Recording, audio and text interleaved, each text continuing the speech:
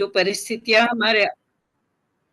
हमारे आसपास है, उसमें हमारे खुद के जीवन की, समाज के जीवन की और हमारी पृथ्वी के ही अस्तित्व के लिए बहुत चुनौतियां खड़ी हो गई है।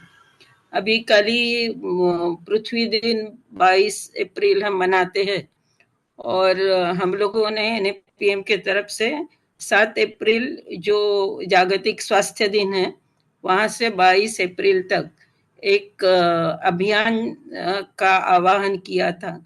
अलग अलग जगह उसके बारे में कुछ संपर्क हुए होंगे, जिसकी बात हम बाद में कभी अगले सेमिनार में करेंगे।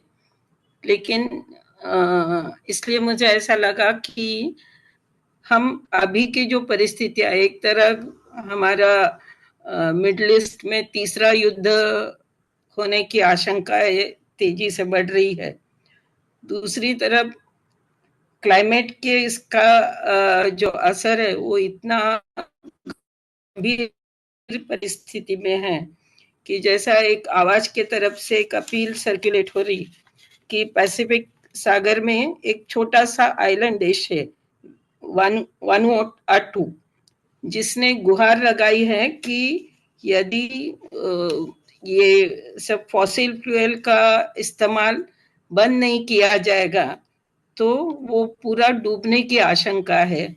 इसलिए यूनाइटेड नेशन में वो गुहार लगा रहा कि सभी देश इसके लिए कुछ कार्यवाही करे। और दूसरे तरफ ट्रम्प जो है वो सब सरकारों को बोल रहा कि क्लाइमेट के लिए कोई कुछ न करे, वो क्लाइमेट क्राइसिस पे विश्वास ही नहीं करता। और इधर इतने बुरे तरह से हमारे यहाँ सब ऑयल का ये चल रहा है मिडिल ईस्ट में। तो ऐसे परिस्थितियों में मुझे लगा कि हमारे देश का ही जो हिस्सा है अंडमान निकोबार आइलैंड्स, उसके बारे में भी मुझे लगता है कि जैसा ये पैसिफिक के आइलैंड की अभी स्थिति आई है, वैसा हमारे ग्रेट निकोबार में जो एक बड़ा प्रकल्प चल रहा, जिसके कारण ऐसे ही बहुत दिक्कत वहां के आदिवासियों पे आ रही, विकास के नाम पे उन पे जो थोपा जा रहा, उसके बारे में हमें जानकारी होनी चाहिए और हम एक दूसरे का साथ होते हुए उनके जो उनका संघर्ष है उनके अस्तित्व का, उसके लिए भी हमें कुछ कदम उठाने चाहिए। इसलिए हम आज ये सब मुद्दा समझ लेंगे। हमारे आज के वक्ता जो है पंकज सेकसरिया जी। पंकज भाई, आपका वीडियो ऑन रखिएगा तो अच्छा रहेगा।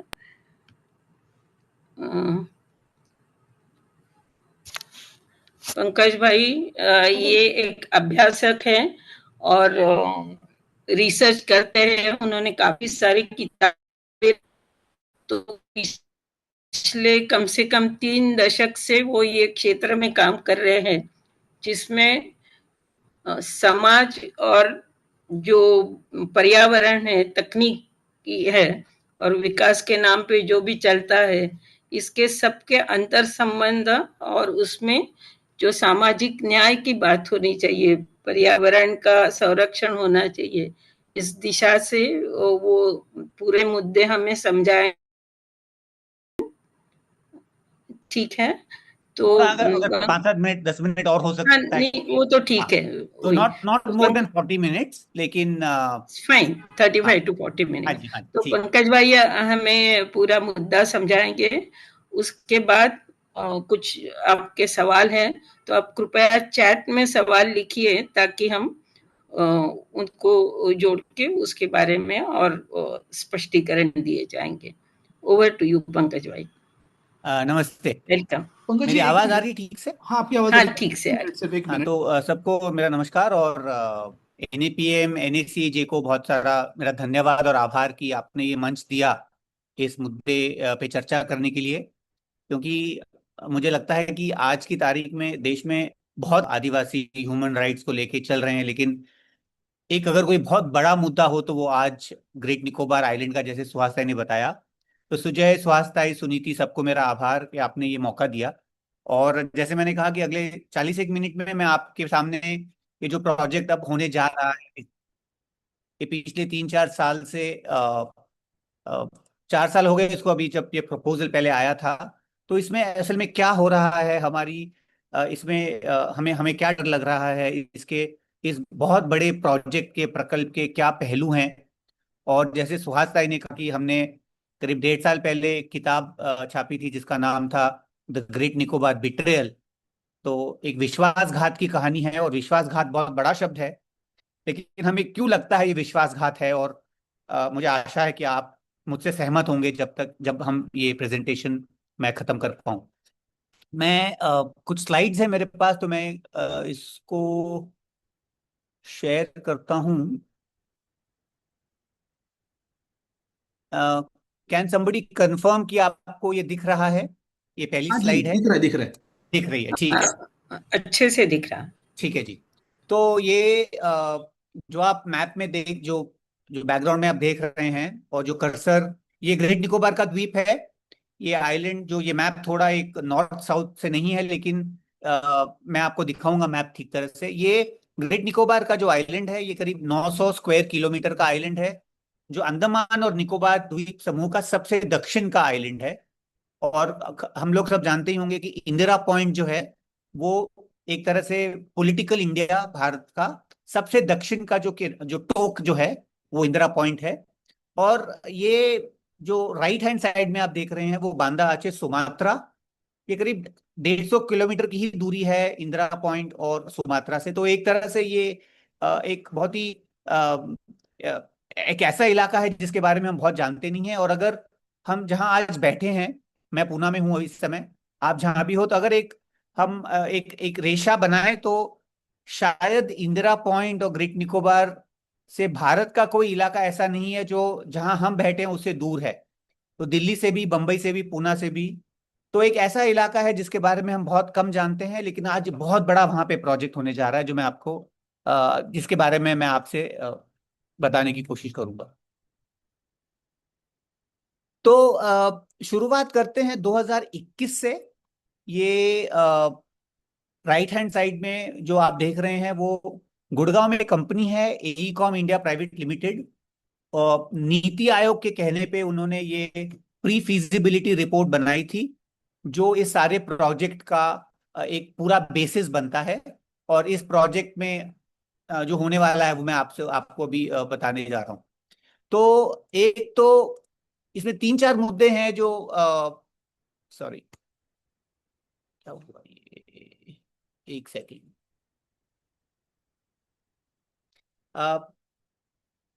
ये बहुत, जैसे मैंने बताया कि बहुत बड़ा प्रोजेक्ट है। ये जो लेफ्ट हैंड साइड में आप देख रहे हैं, वो ग्रेट निकोबार का मैप है। इसमें एक सेकेंड, क्या हो रहा है? ओके। चार हिस्से हैं इस प्रोजेक्ट के। ये नीचे आप देख रहे हैं, यहाँ पे सबसे पहला जो बहुत महत्वपूर्ण इसका हिस्सा है, वो एक इंटरनेशनल कंटेनर ट्रांसशिपमेंट पोर्ट का है, जिसकी करीब लागत करीब 50,000 करोड़ रुपए की है। 2 नंबर पे एक इंटरनेशनल एयरपोर्ट, जो डिफेंस और, अब पहले तो कमर्शियल एयरपोर्ट था, अब डिफेंस का भी उसमें एक हिस्सा आया है। 3 है, ये करीब 150 स्क्वायर किलोमीटर का एक ग्रीनफील्ड टाउनशिप टूरिज्म प्रोजेक्ट है, जो आइलैंड का करीब 20%, 18 से 20% जमीन ले लेगा। और चौथा में जो है, वो पावर प्लांट है, जो इतने बड़े प्रोजेक्ट के लिए आपको चाहिएगा।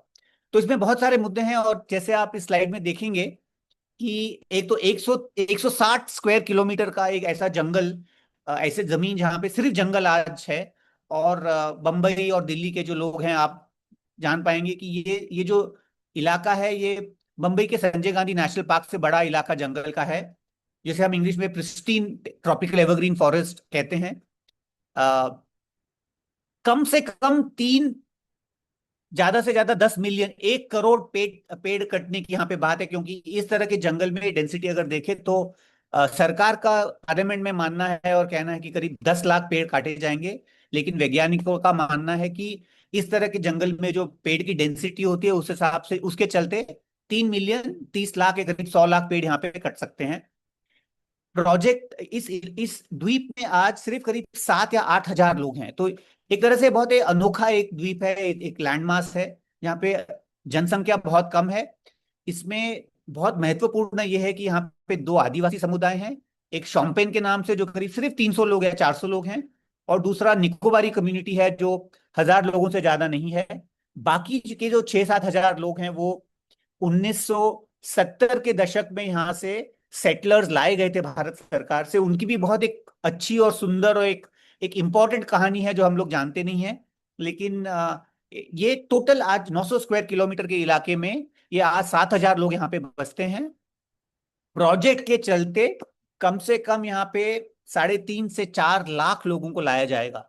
तो इस आइलैंड में आप अब देखें तो आज जो 7,000 लोग हैं वो 20-25 साल में 4 लाख लोग हो जाएंगे। और क्या इनका सबका देखा जाएगा, ये एक बड़ा सवाल है। ये भी समझने की जरूरत है कि आइलैंड जो है अंडमान निकोबार के, मैं अगले स्लाइड में दिखाऊंगा, करीब 600 यहाँ पे द्वीप हैं, छोटे बड़े। उसमें ग्रेट निकोबार सबसे बड़ा द्वीप है। टोटल पॉपुलेशन आइलैंड्स की आज 4 या 5 लाख लोग है। और वहां पे भी आज सारे लोगों को सुविधा नहीं मिल रही है, जैसे पीने का पानी है। पोर्ट ब्लेयर का जो कैपिटल शहर है उसमें गर्मी के मौसम में आज की तारीख में शहर के लोगों को हफ्ते में एक बार पानी मिलता है। ये जो प्रोजेक्ट है, एक सिर्फ ये प्रोजेक्ट, इसकी लागत करीब 1 लाख करोड़ रुपया हो गई है आज। जब 4 साल पहले ये एईकॉम ने इसको प्रपोज किया था तब इसकी करीब 72,000 करोड़ रुपए की लागत थी। तो आप ये भी समझिए कि 4 साल में, सिर्फ 4 साल में, अब काम शुरू भी नहीं हुआ है जमीन पे, सारे क्लियरेंसेस आ गए, लेकिन करीब 20-25% इसका जो लागत है, इसकी जो एस्टिमेट है वो बढ़ चुकी है।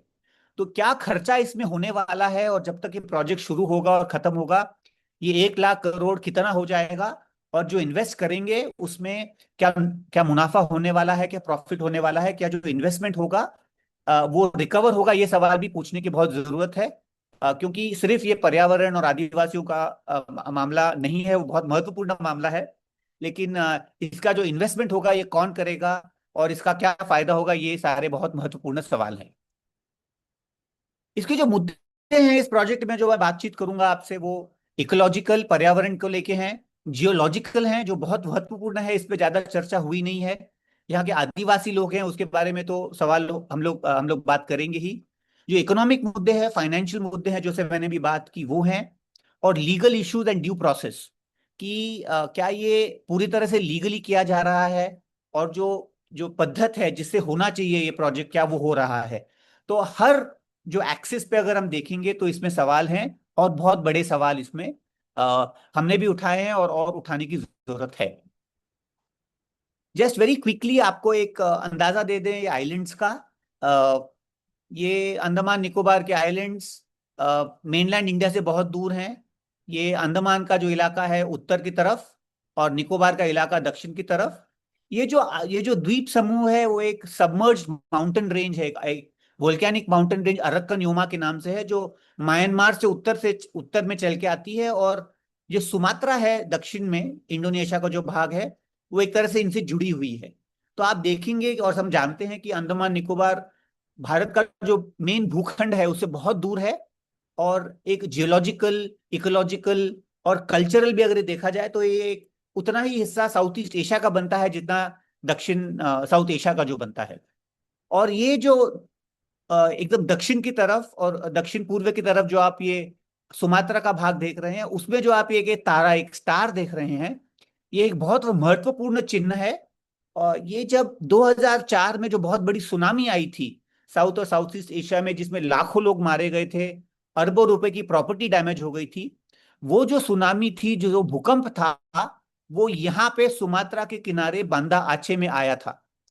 और ये बहुत महत्वपूर्ण है क्योंकि ये इलाका, मैंने जैसे आपको बताया कि करीब 150 किलोमीटर ही दूर निकोबार से है, और इसका क्या इस पे इम्पैक्ट हो सकता है, ये बहुत महत्वपूर्ण बात है जो ध्यान में रखने की होगी। और उसका एक चिन्ह है, बहुत बड़ा एक इंडिकेशन है, वो ये इंदिरा पॉइंट, जो भारत का सबसे दक्षिण का किनारा है, उसमें जो ये लाइट हाउस खड़ा है। ये अब मैं आपको ये फोटो दिखा रहा हूँ, ये लाइट हाउस पानी में खड़ा है, ये समुद्र किनारे से दूर अंडमान सी के पानी में खड़ा है। इसका बहुत महत्वपूर्ण ये बात है, मैं आपको बाद में समझाऊंगा। ये जो लाइट हाउस था, ये 2004 के पहले ये जंगल में खड़ा था। तो आज ये पानी के अंदर खड़ा है, इसका क्या महत्वपूर्ण, क्या क्या महत्व है इसका, और हमारी कहानी से और इस प्रोजेक्ट से क्या इसका संबंध है, ये थोड़ी देर में मैं आपको समझाऊंगा। ये कुछ उस आइलैंड के बारे में, कुछ प्रोजेक्ट के पहले कुछ आपको आइलैंड के बारे में, इस आइलैंड के बारे में बताऊं। क्योंकि ये भारत का सबसे दक्षिण का इलाका है, तो वहां पे सबसे दक्षिण का किराना का दुकान, southern most general store of India तो बनना समझ में आता है। ये पुरानी फोटो है, ये 2002 की फोटो है। ये सुनामी के पहले की फोटो है। इसमें सब बह गया था, लेकिन मुझे लगा कि आपको दिखाऊं कि ये वहां पे कैसे जिंदगी थी और क्या थी। और एक बहुत ही इंटरेस्टिंग बात है कि परसों ही ये फोटो किसी ने, मैंने इंटरनेट पे डाली थी और किसी ने इंस्टाग्राम पे डाली थी, तो तुरंत अ, एक महिला का मेरे पास मैसेज आया कि ये जो औरत बैठी है यहाँ पे, ये मेरी नानी है। तो एक वान्या कपूर हैं, उनके मेरे ख्याल से फैमिली यहाँ पे बसी थी, तो उनका मैसेज आया कि मैंने, ये बहुत मेमोरीज ताजा करता है, मेरी नानी मुझे बताया करती थी। ये फोटो जो आपने आपने डाली है, इसमें जो लेडीज बैठी हैं, वो, ये दुकान मेरे नाना ने शुरू की थी और नानी यहाँ बैठी हैं। तो किस तरह से संबंध बनते हैं और किस तरह से लोगों का रिलेशनशिप है, वो मेरे समझ में आया। आज सुबह की बात है ये। ग्रेट निकोबार का जो मैंने बताया आपको, ये 920 स्क्वायर किलोमीटर का आइलैंड, इसमें करीब 850 स्क्वायर किलोमीटर आज बहुत शानदार जंगल है, जिसके बारे में आप बहुत कम जानते हैं। इस जंगल में आदिवासी हजारों साल से रह रहे हैं। शोम्पेन जो है खासकर जंगल के अंदर रहते हैं, उनके बारे में हम बहुत कम जानते हैं। उनके सेटलमेंट्स के बारे में हम कम जानते हैं, और उनकी जीवन शैली के बारे में हम कम जानते हैं। लेकिन ये तय है कि अगर ये प्रोजेक्ट बनेगा तो उनकी जीवन शैली, उनके अधिकार पूरी तरह से नष्ट हो जाएंगे। मैं कुछ आपको पिक्चर दिखाऊंगा ये इस आइलैंड्स के बारे में, जो खासकर जो जैव विविधता, उसके पर्यावरण के बारे में। ये great Nicobar biosphere reserve, UNESCO designated biosphere reserve है। करीब 750 स्क्वायर किलोमीटर का इसके अंदर का जंगल है ये बहुत ही सुंदर ट्री फर्न्स का एक सिंगल कंटिन्यूअस स्टैंड का जंगल है, जिसमें और कोई वहां पे पेड़ नहीं होते कुछ कुछ इलाकों में। और ये जंगल जमीन से ऊपर देखकर लिया गया फोटोग्राफ है, तो जैसे किसी ने पानी में पत्थर फेंका हो, या मकड़ी ने अपना एक जाल बनाया हो, इस तरह का एक इमेज बन रहा है यहाँ पे। ये जंगल का जो जमीनी इलाका है, जिसपे पत्ते गिरते हैं, उसपे बहुत तरह के फंगस होती है, और वो जो न्यूट्रिएंट्स है उसको रिसाइकिल करता है। तो एक जो प्रकृति का जो एक साइकिल है, उसका एक ही उदाहरण है। और इन द्वीपों में, अंडमान निकोबार के द्वीपों में, खासकर द्वीपों में, आप जानते हैं कि ऐसे बहुत सारे जीव जंतु होते हैं जो और कहीं नहीं पाए जाते। तो जिसको अंग्रेजी में एंडेमिज्म कहा जाता है, कि ज्योग्राफिकली रिस्ट्रिक्टेड होते हैं। और ग्रेट निकोबार में सैकड़ों ऐसे जीव जंतु हैं, केकड़े, सांप, कीटक, पक्षी, मेंढक, जो सिर्फ आपको ग्रेट निकोबार के द्वीप में ही मिलेंगे। बाकी के निकोबार के द्वीप में भी नहीं मिलेंगे, बाकी दुनिया का तो छोड़ दीजिए। उसका एक बहुत ही अच्छा उदाहरण है निकोबारी मेगापोड, जो एक पक्षी है जो सिर्फ निकोबार के द्वीपों में पाया जाता है। अगर मुझे याद ठीक से है तो निकोबार के 3 या 4 द्वीपों में पाया जाता है और कहीं नहीं मिलता। ग्रेट निकोबार उसका एक महत्वपूर्ण स्थान है। और जहां प्रोजेक्ट बनने जा रहा है, वह उसके सबसे महत्वपूर्ण, इसकी ब्रीडिंग साइट्स है। तो और जैसे नाम कहलाता है, ये सिर्फ निकोबार में पाया जाता है और कहीं नहीं मिलता। और ये बड़ा इंटरेस्टिंग चिड़िया है, क्योंकि ये जिस तरह से बाकी चिड़िया अपना घोंसला बनाती है, उस तरह से ये चिड़िया घोंसला नहीं बनाती। ये समुद्र किनारे, मतलब हाई टाइड लाइन के ऊपर, वहां के जंगलों में, ये मिट्टी का छोटा पहाड़ बनाती है, ये नर और मादा मिलके। और कई बार ये कम्युनल नेस्टिंग होती है। और इस छोटे से मिट्टी के पहाड़ में छेद बना के वो अंडे उसमें डालती हैं, और अंडे को उबाती नहीं है। अंडा जो प्राकृतिक जो गर्मी होती है, उससे उसका इंक्यूबेशन होता है। तो एक तरह से अगर आप देखें तो जो रेप्टाइल स्पीशीज हैं, स्नेक्स हैं, मगर हैं, जिस तरह से वो अंडे देते हैं और जिस तरह से उनका प्रजनन होता है, उसी तरह से इस पक्षी का होता है। लेकिन ये पक्षी है, ये एक एम्फीबियन या रेप्टाइल नहीं है। तो माना जाता है कि एक वो एवोल्यूशनरी लिंक होगा पक्षियों और रेप्टाइल्स के बीच में। लेकिन ये बहुत अनोखी चिड़िया है जो सिर्फ निकोबार के द्वीपों में पाई जाती है। इसका नाम फिर से निकोबारी मेगापोड। मेगापोड का नाम मतलब होता है बड़े बड़े पांव, बिग फीट। तो ये खासकर जमीन पे चलने वाली, दौड़ने वाली पक्षी है, उड़ती नहीं है ज्यादा। और जैसे मैंने कहा, निकोबार में इसका सबसे बड़ा, ग्रेट निकोबार इसका सबसे इंपॉर्टेंट आइलैंड है। ये वहां के समुद्री किनारों में, ये एक कच्छ अंडमान निकोबार के जो द्वीप हैं, वहां के जो समुद्री किनारे हैं, उस पे 4 समुद्री कछुए आके अपना अंडा देते हैं। मादी जो आती है वो अंडा देती है। और ये जो आपको निशान दिख रहे हैं, वो जायंट लेदरबैक नाम का कछुआ है, जो समुद्र में पाए जाने वाला सबसे बड़ा कछुआ। 7 जाति के कछुए होते हैं, इसमें सबसे बड़ा जायंट लेदरबैक है। वो करीब 6 साढ़े 6 फुट का लंबाई का हो सकता है, 600 700 किलोग्राम उसका वजन होता है। और बहुत महत्वपूर्ण बात यह है कि जो ग्रेट निकोबार का जो द्वीप है, इसके बहुत सारे बीचेस हैं, समुद्री किनारा है, जिसपे ये कछुआ अंडा देने आती है। और ऐसे माना जाता है कि नॉर्दर्न इंडियन ओशन में ग्रेट निकोबार और खासकर गलाथिया बे, जहां पे ये बड़ा प्रोजेक्ट बनने जा रहा है, वो माना जाता है कि सारे उत्तर नॉर्दर्न इंडियन ओशन में सबसे महत्वपूर्ण उसका ये ब्रीडिंग ग्राउंड है। और यह अब अगर प्रोजेक्ट बनता है, ये जो पोर्ट बनने जा रहा है, अगर वो बनता है तो ये पूरी तरह से नष्ट हो जाएगा। इसके मैं आपको प्रूफ में आपको बताऊंगा। ये जायंट लेदरबैक कछुआ है।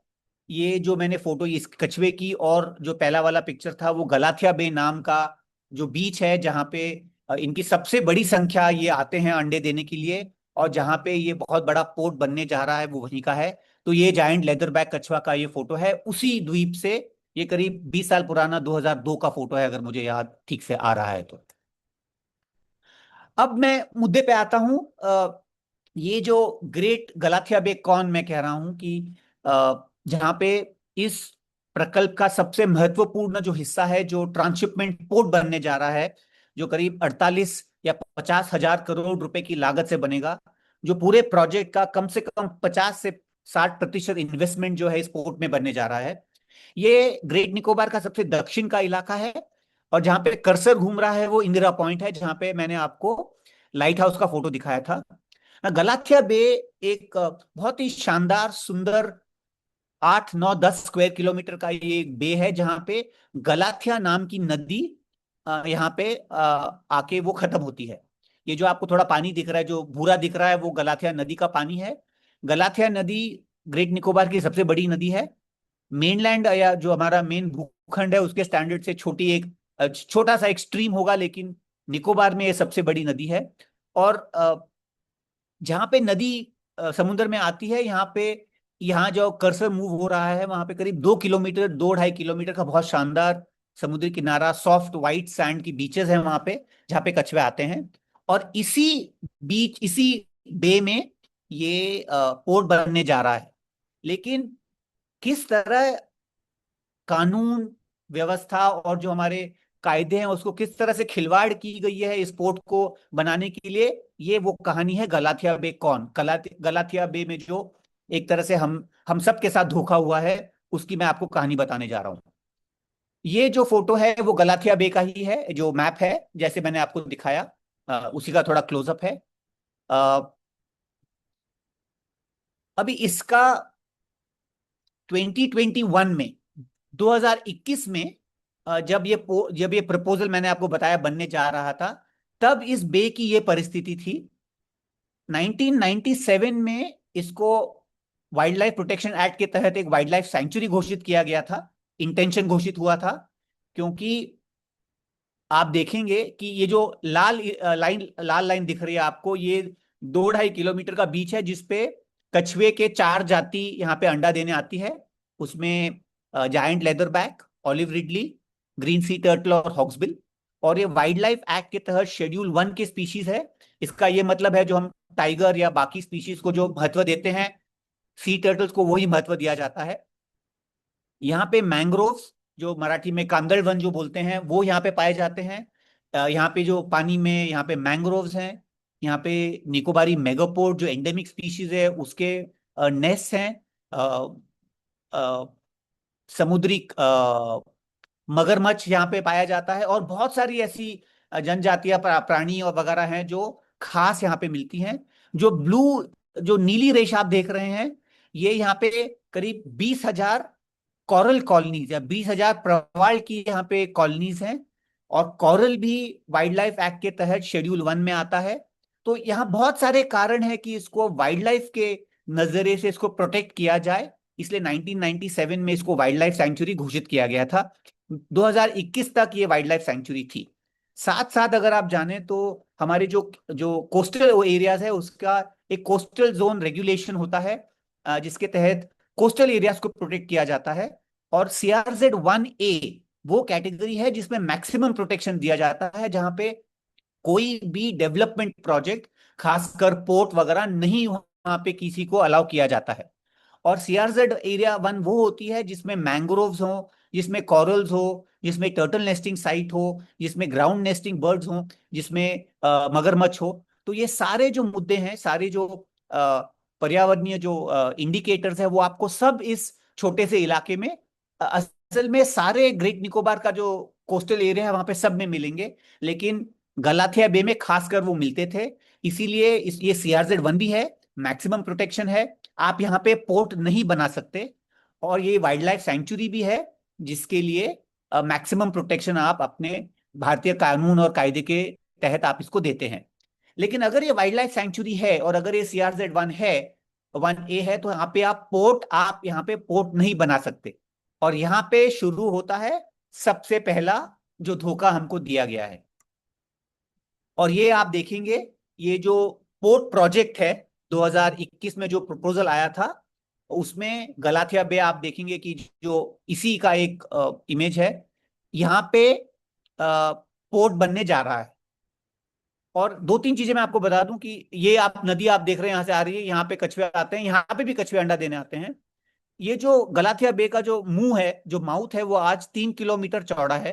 तो आप सोचिए कि अगर आप एक कछुआ हैं जो आप लाखों वर्षों से आप अंडा देने आ रहे हैं, आपकी पूर्वज भी आते थे, आपके पास एक 3 किलोमीटर का ओपनिंग है कि आप यहाँ से आ सकते हैं और यहाँ पे अंडा दे सकते हैं। लेकिन जब पोर्ट बनेगा और शिप्स आने लगेंगी तो यहाँ पे, क्योंकि उसको सुरक्षित बनाना होगा, तो यहाँ पे ब्रेक वाटर बनाए जाएंगे, आप इस चित्र में देख सकते हैं। और ये ब्रेक वाटर आप देखेंगे कि जो 3 किलोमीटर की जो चौड़ाई का जो मुंह है, वो सिर्फ 300 मीटर का रह जाएगा। तो 3 किलोमीटर जो आज कछुए के पास है इस बे में घुसने के लिए और अपने अंडे देने के लिए, वो करीब केवल 300 मीटर रह जाएगा। और ये इसके चलते आप ये भी ध्यान में रखिए कि यहाँ पे जब पोर्ट शुरू हो जाएगा तो शिप का आना जाना, propeller, sound, light, oil pollution, जो हम किस किस बेसिस पे हम कह सकते हैं कि कछुए यहाँ पे आके अपना अंडे दे सकेंगे। तो एक तरह से जैसे मैंने कहा कि पूरी तरह से ये जो पूरा भाग है पूरी तरह से नष्ट हो जाएगा। यहाँ पे जो ड्रेजिंग होगी, यहाँ पे जो सेडिमेंट, समुद्र जो लहर है, वो सारी बंद हो जाएगी। तो ये पूरा इकोसिस्टम बदल जाएगा। और काफी कॉन्फिडेंस से हम कह सकते हैं कि यहाँ पे जो आज है वो ये पोर्ट के बनते फिर नहीं रहेगा। लेकिन अगर ये पोर्ट बनना है तो ये वाइल्ड लाइफ सेंचुरी नहीं हो सकता और ये CRZ 1 भी नहीं हो सकता। तो 2021 के मार्च में ये प्रोजेक्ट का जो रिपोर्ट है वो पब्लिक डोमेन में आया था, एईकॉम इंडिया, जैसे मैंने कहा। आप ध्यान रखिए, ये डेट्स बहुत महत्वपूर्ण है। मार्च 2021 में ये रिपोर्ट आया था।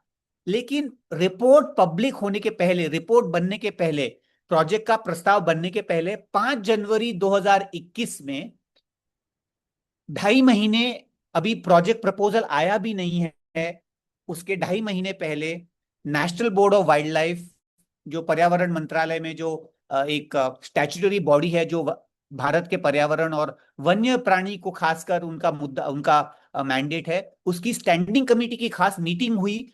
और इस स्टैंडिंग कमेटी की मीटिंग में ये वाइल्ड लाइफ सेंचुरी को डी नोटिफाई कर दिया गया, ये कह के कि अगर, ये शब्द है वाइल्ड लाइफ वो मिनट्स में, कि अब यहाँ पे पोर्ट बन सकता है। तो सरकार जानती थी कि अगर वाइल्ड लाइफ सेंचुरी है तो यहाँ पे पोर्ट नहीं बन सकता। और प्रस्ताव आया भी नहीं है, प्रपोजल आया भी नहीं है, उसके पहले तैयारी हो चुकी है और wild life sanctuary D notify कर दी गई। और डी नोटिफाई इसलिए नहीं की इसीलिए नहीं की गई कि वहां का पर्यावरणीय जो जो इंपॉर्टेंस है या कुछ बदला है। सिर्फ ये कारण है कि अगर सेंचुरी रहे तो वो पोर्ट वहां पे अलाउ नहीं करेगा। और जो उसमें जो कारण दिया गया वो बहुत ही, मतलब एक extremely shocking example of how the system is working. और ये उस मिनट्स की जो मीटिंग है, उसमें उसमें से ये दिखाया गया है कि जो डायरेक्टर हैं, जो wild life institute of India, जो भारत के माने जाते हैं कि सबसे महत्वपूर्ण वाइल्ड लाइफ इंस्टीट्यूट है, उन्होंने ये कहा है, he has opined that the concerned authorities developed and implement a mitigation plan to facilitate leatherback and other turtles to continuously nest, for which the connectivity between the Galathia river and the bay should be ensured. Now ये scientifically गलत है, क्योंकि नदी और समुद्र का connectivity, इससे समुद्री कछुओं को कुछ लेना देना नहीं है। बहुत सारे इलाके हैं जहां पे कोई नदी नहीं आती है, लेकिन कछुआ वहां अंडे देने आते हैं। तो चाहे नदी हो या ना हो, तो एक तरह से ये बेवकूफ बनाया जा रहा है। ये साइंटिफिकली ये इनप्रॉपर और इनकरेक्ट है कि आप अगर नदी और समुद्र का कनेक्टिविटी मेंटेन करके रखेंगे तो समुद्री कछुए वहां पे अंडे देने आते रहेंगे। इसका कोई संबंध नहीं है। आप असल में क्या करने जा रहे हैं कि आप जो बे है जिससे कछुआ अपने समुद्री किनारे पे आ सकता है, आप लगभग उस बे को बंद करने जा रहे हैं। तो चाहे नदी का पानी आए या ना आए, कछुआ वहां पे नहीं पहुंच सकेगा। तो अगर आप देखें कि भारत की सबसे बड़ी वाइल्ड लाइफ इंस्टीट्यूट एक स्टैट्यूटरी बॉडी एक में ये ओपिनियन देती है, और इसके चलते इस वाइल्ड लाइफ सेंचुरी को डी नोटिफाई किया जाता है ताकि आप अब पोर्ट यहां पे बना सके। तो ये आपने देखा, पोर्ट अभी आ जाएगा। वही जो मैंने आपको मैप दिखाया, जो जो पीली रेशे रेशे थी जो वाइल्ड लाइफ सेंचुरी दिखा रही थी, वो हटा दी गई है। लेकिन अभी भी ये CRZ1 है, क्योंकि यहाँ पे मैंग्रोव्स हैं, यहाँ पे टर्टल नेस्टिंग है, यहाँ पे कोरल है। अभी भी CRZ1 के तहत आप यहाँ पे पोर्ट नहीं बना सकते। तो अब आता है दूसरा कौन, जो दूसरा धोखा हमको दिया गया है। और मैं ये भी आपको बता दूं कि ये देखिए, आप आंकड़े हैं, ये वाइल्ड लाइफ इंस्टीट्यूट के ही आंकड़े हैं। 1990 से लेके 2020 तक गलाथिया बे में कम से कम 200 कछुओं 200 लेदरबैक कछुए आके अंडा दे रहे हैं। तो ऐसा नहीं है कि कछुए यहाँ पे रुक गए हैं। असल में देखा जाए तो ये 2024 के आंकड़े हैं। यहाँ पे कछुओं की जो संख्या है वो बढ़ रही है। तो अगर कोई कहे कि यहाँ पे कछुए नहीं आ रहे हैं, इसीलिए हम इसको वाइल्ड लाइफ सेंचुरी नहीं मानेंगे या CRZ1 नहीं मानेंगे, तो वो गलत है। लेकिन वही हुआ है जो मैंने आपसे अब कहा है कि वही, इसके बावजूद भी वाइल्ड लाइफ सेंचुरी भी डीनोटिफाई हो गई है। और ये जो CRZ1 का मामला है, वो एक बड़ा इंटरेस्टिंग मामला है, जो NGT में भी, नेशनल ग्रीन ट्राइब्यूनल में भी इसकी चर्चा हुई थी। मैं समय बहुत ले रहा हूं, मुझे जल्दी करना पड़ेगा। चेन्नई में national centre for sustainable coastal management है, जिनका एक हम जल्दी जल्दी करने की जरूरत नहीं है, आप ठीक से बताइएगा। ठीक है, जरूर जरूर। तो ये बड़ी लंबी चौड़ी कहानी है, लेकिन मैं वो पूरी कहानी में जाऊंगा नहीं, क्योंकि उसमें 1 घंटा भर लग जाएगा। लेकिन रिसेंट कुछ ही दिनों पहले आप सबने देखा होगा कि NGT का एक ऑर्डर आया था, जिसमें जो चैलेंज किया गया था एनवायरमेंटल कंडीशन, एनवायरमेंटल क्लियरेंस को, वो NGT ने कहा कि उसमें कोई जरूरत नहीं है चैलेंज करने की, और जो भी प्रोजेक्ट है वो ठीक से चल रहा है। और जो NGT का जो ऑर्डर का बेसिस था, वो इस सेंटर की एक रिपोर्ट थी। और मैं आपको बताऊं, इस रिपोर्ट में एक high part committee national green tribunal ने एस्टैब्लिश की थी। और ये जो NCSCM है, वो वही संस्था है चेन्नई में, पर्यावरण मंत्रालय की संस्था है, जो मैंने आपको भी बताया, national centre for sustainable coastal management. उन्होंने ये कहा, और जो HPC थी, जो हाई पावर्ड कमिटी थी, उनको इस संस्था ने एक रिपोर्ट दी। और इस रिपोर्ट में ऐसा लिखा था कि, जैसे मैं पढ़ देता हूं आपको, ये NGT में कहा गया कि HPC came to the conclusion that in the report submitted by the National Center for Sustainable Coastal Management, it has been determined that the construction of port is permissible in CRZ1B but not permissible in CRZ1A. तो ये तो मानते हैं, लेकिन उनका conclusion ये है कि प्रोजेक्ट का कोई भी हिस्सा CRZ1A में नहीं आता है। तो ये मतलब एक तरह से आप अपने मैप से उड़ा दें। दिल्ली में गंगा है, या दिल्ली में यमुना है, लेकिन सरकार की कोई संस्था की कहती है कि भैया कोई यमुना यहाँ पे नहीं है, तो वो यमुना गायब हो गई, ये वाली बात हो गई। तो ये कहते हैं कि CRZ1 में आप पोर्ट नहीं बना सकते, लेकिन ये जो इलाका है वो CRZ1 नहीं है। ऑल्दो ऑल द एविडेंस, जैसे मैंने आपको दिखाया, वहां पे कॉरल्स भी हैं, वहां पे कछुए भी आते हैं अंडे देने, वहां पे मगरमच्छ भी है, वहां पे मैंग्रोव्स भी हैं। तो सारे जो जो मुद्दे हैं, जो कहते हैं, जो सारा जो प्रूफ है कि ये CRZ1 होना चाहिए, वो वहां पे आपको मिलेंगे। लेकिन सरकार की संस्था का कहना है कि ये CRZ-1 नहीं है, तो आप यहाँ पे पोर्ट बना सकते हैं। तो ये जो जो लॉजिक है ये बिल्कुल समझ में नहीं आता है, या पूरे तरह से आप मान ले कि समझ में आ रहा है आप। तो अब जैसे मैंने आपको बताया, वाइल्ड लाइफ सेंचुरी भी हटा दी गई थी, और अब टर्टल तो नेस्टिंग करने आते हैं। अभी पिछले साल 600 कछुए आए थे। ये साल मैं आपको दिखाऊंगा, मैंने स्क्रोल में लेख भी लिखा था, इस मार्च में कम से कम 1000 कछुए, 1000 लेदरबैक गलाथिया बे, यहां पे जो हम देख रहे हैं, कम से कम 1000 कछुए यहाँ पे अंडा देने आए थे। ये 1990 से जब यहाँ पे निरीक्षण शुरू हुआ था, वहां का ये रिकॉर्ड नंबर है। तो जिस साल कछुए रिकॉर्ड नंबर में यहाँ पे आके अंडे दे रहे हैं, उसी साल में एनजीटी कहती है कि ये CRZ-1A नहीं है, और यहाँ पे आप पोर्ट बना सकते हैं। तो इससे बड़ा धोखा क्या हो सकता है? इससे बड़ा धोखा इस देश के लोगों से, इस देश के पर्यावरण से, इस देश के वन्य जीव से क्या हो सकता है कि जो संस्थाएं इसको, उनका उनका ये मैंडेट है कि उसको प्रोटेक्ट करे, वो यहाँ पे वाइल्ड लाइफ सेंचुरी डिनोटिफाई करती हैं, फिर कहती हैं कि ये CRZ-1A नहीं है। जब यहाँ पे आज भी 20,000 कॉरल की कॉलोनीज हैं, यहाँ पे 1000 कछुए पिछले महीने यहाँ पे अंडा दे के गए हैं। तो एक तरह से ये पूरी तरह से हमको बेवकूफ बना जा रहा है। और ये वो मैंने कहा कि ये हृदय है इस प्रोजेक्ट का। 48,000 करोड़ रुपए इसमें खर्च होने जा रहे हैं। और मैं ये भी आपको बता दूं कि ये बहुत ही शानदार इसका एक और बहुत ही दुखद ये है कि अ, गलाथिया बे नॉर्दर्न इंडियन ओशन का सबसे बड़ा नेस्टिंग साइट है, और अंडमान निकोबार में जो लेदरबैक टर्टल कछुआ जो अंडा देने आता है, यहाँ पे दक्षिण foundation, Indian institute of science और अंडमान निकोबार फॉरेस्ट डिपार्टमेंट का एक रिसर्च प्रोजेक्ट था, जिन्होंने इन कछुए पे सैटेलाइट ट्रांसमीटर लगाए थे। और अंडमान और निकोबार, ये जो सैटेलाइट ट्रांसमीटर थे वो अंडमान के आइलैंड पे थे, लेकिन इनका निकोबार के आइलैंड से भी संबंध है। लेकिन यहाँ के जो लेदरबैक कछुए हैं वो ऑस्ट्रेलिया और अफ्रीका तक स्विमिंग करके आते हैं। मतलब एक तरह से ये कछुए इस दुनिया को जोड़ रहे हैं। और अ, गलाथिया जो नॉर्दर्न इंडियन ओशन का सबसे इंपॉर्टेंट नेस्टिंग साइट है इन कछुओं का, ये पूरी तरह से नष्ट होने जा रहा है। और परसों ही मैं रिपोर्ट पढ़ रहा था कि सरकार भी वहां पे कह रही है कि जो बाकी के जो यहाँ पे जो बीचेस हैं, उनका अभी संरक्षण किया जाए, क्योंकि जब गलाथिया पे पोर्ट बनेगा तो वहां के कछुए अब वहां पे अंडा देने नहीं आ जा पाएंगे। और उनको ये हमको ये जरूरत है कि बाकी के जो समुद्री किनारे के जो बीचेस है, उनको हम बचा के रखें। तो सरकार का भी ये मानना है कि इस पोर्ट से और इस प्रोजेक्ट से गलाथिया बे के जो कछुए हैं वहां पे अंडा देने नहीं आएंगे। ये बड़ा इंटरेस्टिंग है, ये उसी से संबंधित है। वैष्णवी राठौड़ का अक्टूबर 2025 में ये एक बड़ा शानदार इन्होंने एक लेख लिखा था स्क्रोल में, किस तरह से जो ग्रेट निकोबार और खासकर गलाथिया बे में जो प्रवाल है, जो कॉरल है, वो कैसे गायब हो गए। वो यही संस्था है, national centre for sustainable coastal management. ये देखिएगा आप, 2020 का मैप है ये। इसमें आप ये देख रहे हैं साउथ बे, जो गलाथिया का अलग नाम है, ये गलाथिया नदी आती है। ये जो आप नीला जो जो छोटे छोटे डॉट देख रहे हैं, ये आप देखेंगे ये कोरल रीफ्स हैं। 2020 में ये वाइल्ड लाइफ सेंचुरी अभी भी थी।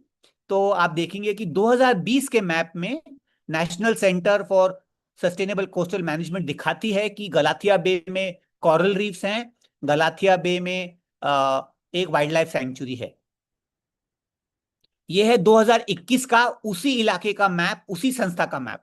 यहाँ पे कोरल रीफ पूरी तरह से गायब। वाइल्ड लाइफ सेंचुरी तो समझो चली गई क्योंकि डी नोटिफाई हो गई थी, लेकिन कोरल कैसे गायब हो गए? तो ऐसा कुछ नहीं, एक साल में ऐसा कुछ नहीं हो सकता कि 20,000 coral colony, 20,000 coral colonies can just vanish. ये आप देखेंगे कि एक दिन वो उठे और दिल्ली की यमुना नदी को गायब कर दिया। इसी तरह से जो 2020 में जो कॉरल थे, वो सरकारी संस्था जो हम मानते हैं कि उनकी कोई क्रेडिबिलिटी होगी, उन्होंने आज मैप बना दिया कि ये कॉरल रीफ गायब हो गए। और इंटरेस्टिंग बात यह भी है कि ये जो कॉरल रीफ यहां से गायब हुए, वो आप देखेंगे कि ये जो इलाका है, अब यहाँ पे सडनली कॉरल रीफ आपको दिखने लगे। इस मैप में नहीं है। इस मैप में ये सारा जो जो समुद्री किनारा है, ये सारा प्रोजेक्ट का इलाका है, यहाँ पे कॉरल रीफ है। लेकिन अब ये सारा कॉरल रीफ गायब हो जाता है, और एक दिन उन्होंने तय कर लिया कि हम यहां जाके बस जाएंगे। और वैष्णवी का जो लेख है वो बड़ा इंटरेस्टिंग है, क्योंकि उन्होंने बाकी मैप्स भी इसमें ओवरले करके देखा, जहां की जो डेप्थ है उस डेप्थ में कोरल रीफ पाया ही नहीं जाता है। तो एक तरह से ये पूरा झूठा मैप बनाया है ताकि इस इलाके को खाली दिखाया जाए, ताकि वहां पे पोर्ट को जो मंजूरी दी गई है उसमें कोई चैलेंज ना हो। और आप ये दो मैप देखेंगे, वही है 2020 का मैप और 2021 का मैप। कोरल रीफ गायब, 2020 के मैप में वही इलाका है।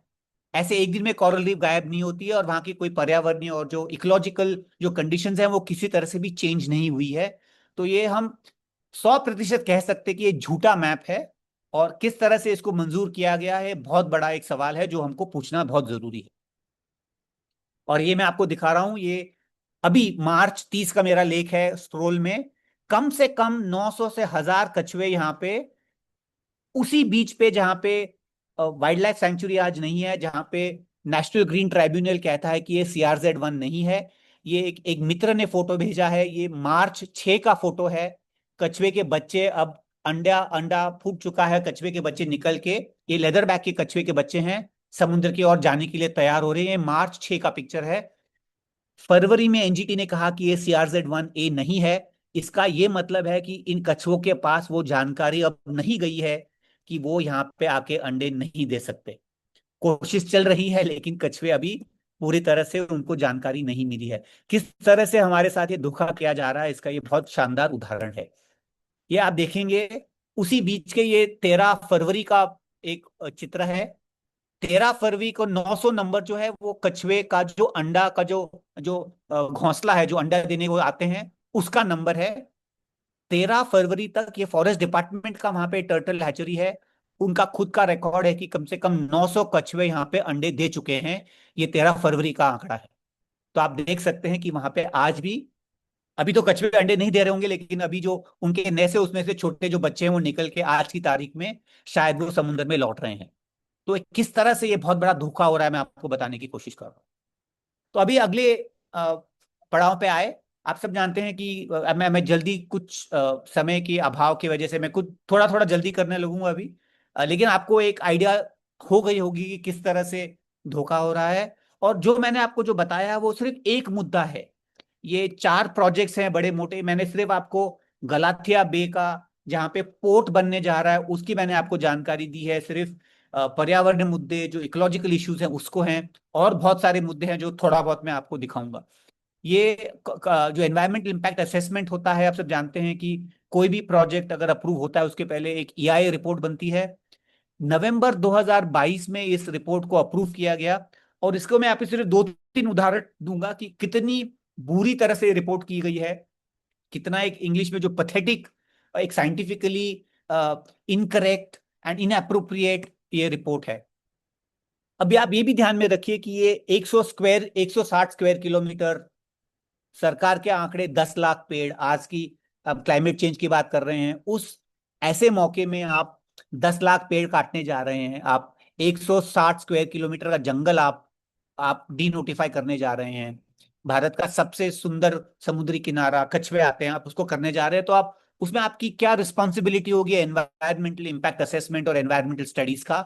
और इसका सबसे अच्छा उदाहरण कि किस तरह से हमारी सिस्टम्स पूरी तरह से कॉम्प्रोमाइज हो गए, वो ये वाला EIA रिपोर्ट है। उसमें से मैं आपको सिर्फ 2-3 लाइनें पढ़ देता हूं कि कितना खराब ये रिपोर्ट है। और ये उसी रिपोर्ट का ये टेक्स्ट है। उनका कहना है कि adding to the problem was biting insects including mosquitoes. Further, when one tries to look upwards and to find out what tree it is not just one but many. There was no threats of venomous snakes as they do not occur in the island. It was impossible to use any measuring devices to do any measuring. Hence, intensive survey was carried out on both sides of Campbell Indira Point for 4 days. It is 45 kilometers and survey was 8 times in 4 days. तो भाषा भी आप देखिए, और इसमें अगर आप जाएंगे तो साइंटिफिकली बहुत बहुत ही पुअर है।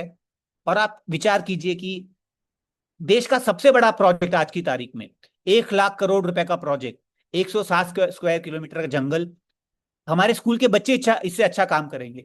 आपको किस किस रिस्पॉन्सिबिलिटी से, किस रिगर से, किस ईमानदारी से ये रिपोर्ट बनानी चाहिए। आप देखेंगे कि कितना इसमें प्रॉब्लम है। और इस रिपोर्ट के बेसिस पे भारत सरकार ने इस प्रोजेक्ट को पर्यावरण एनवायरमेंटल क्लियरेंस दिया है। और इसमें बहुत सारे, और एनवायरमेंटल क्लियरेंस में अगर आप, बहुत सारे लोग जानते होंगे कि एनवायरमेंटल क्लियरेंस कंडीशंस होती हैं कि अगर आप ये कंडीशंस आप फुलफिल नहीं करेंगे तो आपका एनवायरमेंटल क्लियरेंस रद्द किया जाएगा। लेकिन अगर आप एनवायरमेंटल क्लियरेंसेस देखें जो नवंबर 2022 में दिया गया, तो आप देखेंगे कि वो एक पूरा एक तरह से एक ढकोसला है कि सिर्फ दिखाने के लिए है। वो ऐसे एनवायरमेंटल कंडीशंस है जो जो इम्प्लीमेंट ही नहीं कर सकते। और उसमें बहुत सारे उदाहरण है, लेकिन मैं आपको ये वाला दूं कि आप 15वां नंबर देखें तो no trees will be cut at one go. और आगे कहते हैं कि all trees which are exceptionally tall and old in age shall be safeguarded. तो सबसे पहला सवाल कि एक्सेप्शनली टॉल और एक्सेप्शनली ओल्ड क्या होता है, और आप पेड़ की उम्र आप कैसे जांचेंगे? आप कैसे जांचेंगे कि वो बहुत ही एक्सेप्शनली ओल्ड ट्री है? और फिर कहते हैं कि the tree shall be safeguarded as far as possible. तो अगर आप नहीं कर पाए तो आप पेड़ को काट दें, तो इसका कोई मतलब ही नहीं हुआ इस एनवायरमेंटल कंडीशन का। अगर आप नंबर 16 देखें तो tree with nesting holes of endemic owls to be identified in geotag, सच tree shall be safeguarded as far as possible. अभी आप विचार कीजिए कि 160 स्क्वायर किलोमीटर के जंगल में जिसमें कम से कम 10 लाख 20 लाख पेड़ हैं, उसमें आप एक उल्लू का घोंसला कैसे ढूंढेंगे? मैंने एक लेख भी लिखा था कि अगर हम 10-15 हमारे बेस्ट बर्ड वॉचर्स को भी 6 महीने दे दे, तभी भी 20 साल लगेंगे हर एक पेड़ में जाके देखने में कि यहाँ पे उल्लू का घोंसला है या नहीं। तो ये जो एनवायरमेंटल कंडीशंस है वो इम्प्लीमेंट ही नहीं हम कर नहीं सकते। तो एक पूरी तरह से एक एक शराड़ है कि हम कह रहे हैं कि हम करेंगे, लेकिन इसका कोई मतलब नहीं है। और ये बहुत महत्वपूर्ण बात है कि आज की तारीख में भी इस जंगल में, जहां पे सर्वे नहीं हुए हैं, आज भी प्राणियों की, पक्षियों की, सांपों की, मेंढकों की नई प्रजातियां पाई जा रही हैं। नवंबर 2025 में वहां एक गुड पॉसिबिलिटी कि एक नया पक्षी हम वहां से डिस्क्राइब किया जाए। एक साइंटिफिक पेपर छपा था मेरा, इस पे छोटा आर्टिकल था हिंदू में कि नई पक्षी, आज की तारीख में नई पक्षी ढूंढना बहुत मुश्किल है। लेकिन ग्रेट निकोबार का इलाका, वो जंगल जहां पे प्रोजेक्ट बनने जा रहा है, वहां पे 2025 के नवंबर में नया पक्षी मिला गया। और वहां पे नया सांप भी वहां पे डिस्क्राइब किया गया, वही नवंबर 2025 में। 2021 से लेके 2025 तक कम से कम ग्रेट निकोबार के आइलैंड में 60 से 70 नई प्रजातियां पाई गई हैं। उसमें सांप भी है, पक्षी भी है, मेंढक भी है, छिपकली भी है, केकड़ा भी है, कीटक भी हैं। और ये वहां पे ज्यादा रिसर्च होता नहीं है। तो एक ऐसा एक सोने की कान कहना तो एक is not the right analogy, लेकिन एक ऐसा इलाका है जहां पे इस तरह की चीजें हैं जो हम जानते भी नहीं है कि वहां पाई जाती हैं, और वो सारी नष्ट हो जाएंगी। It's a case of an unknown unknown, कि हम जान भी नहीं पाएंगे कि वहां पे ये सब कुछ था, लेकिन उसके पहले ही नष्ट हो जाएगा। अब आए आदिवासी मुद्दों को लेके।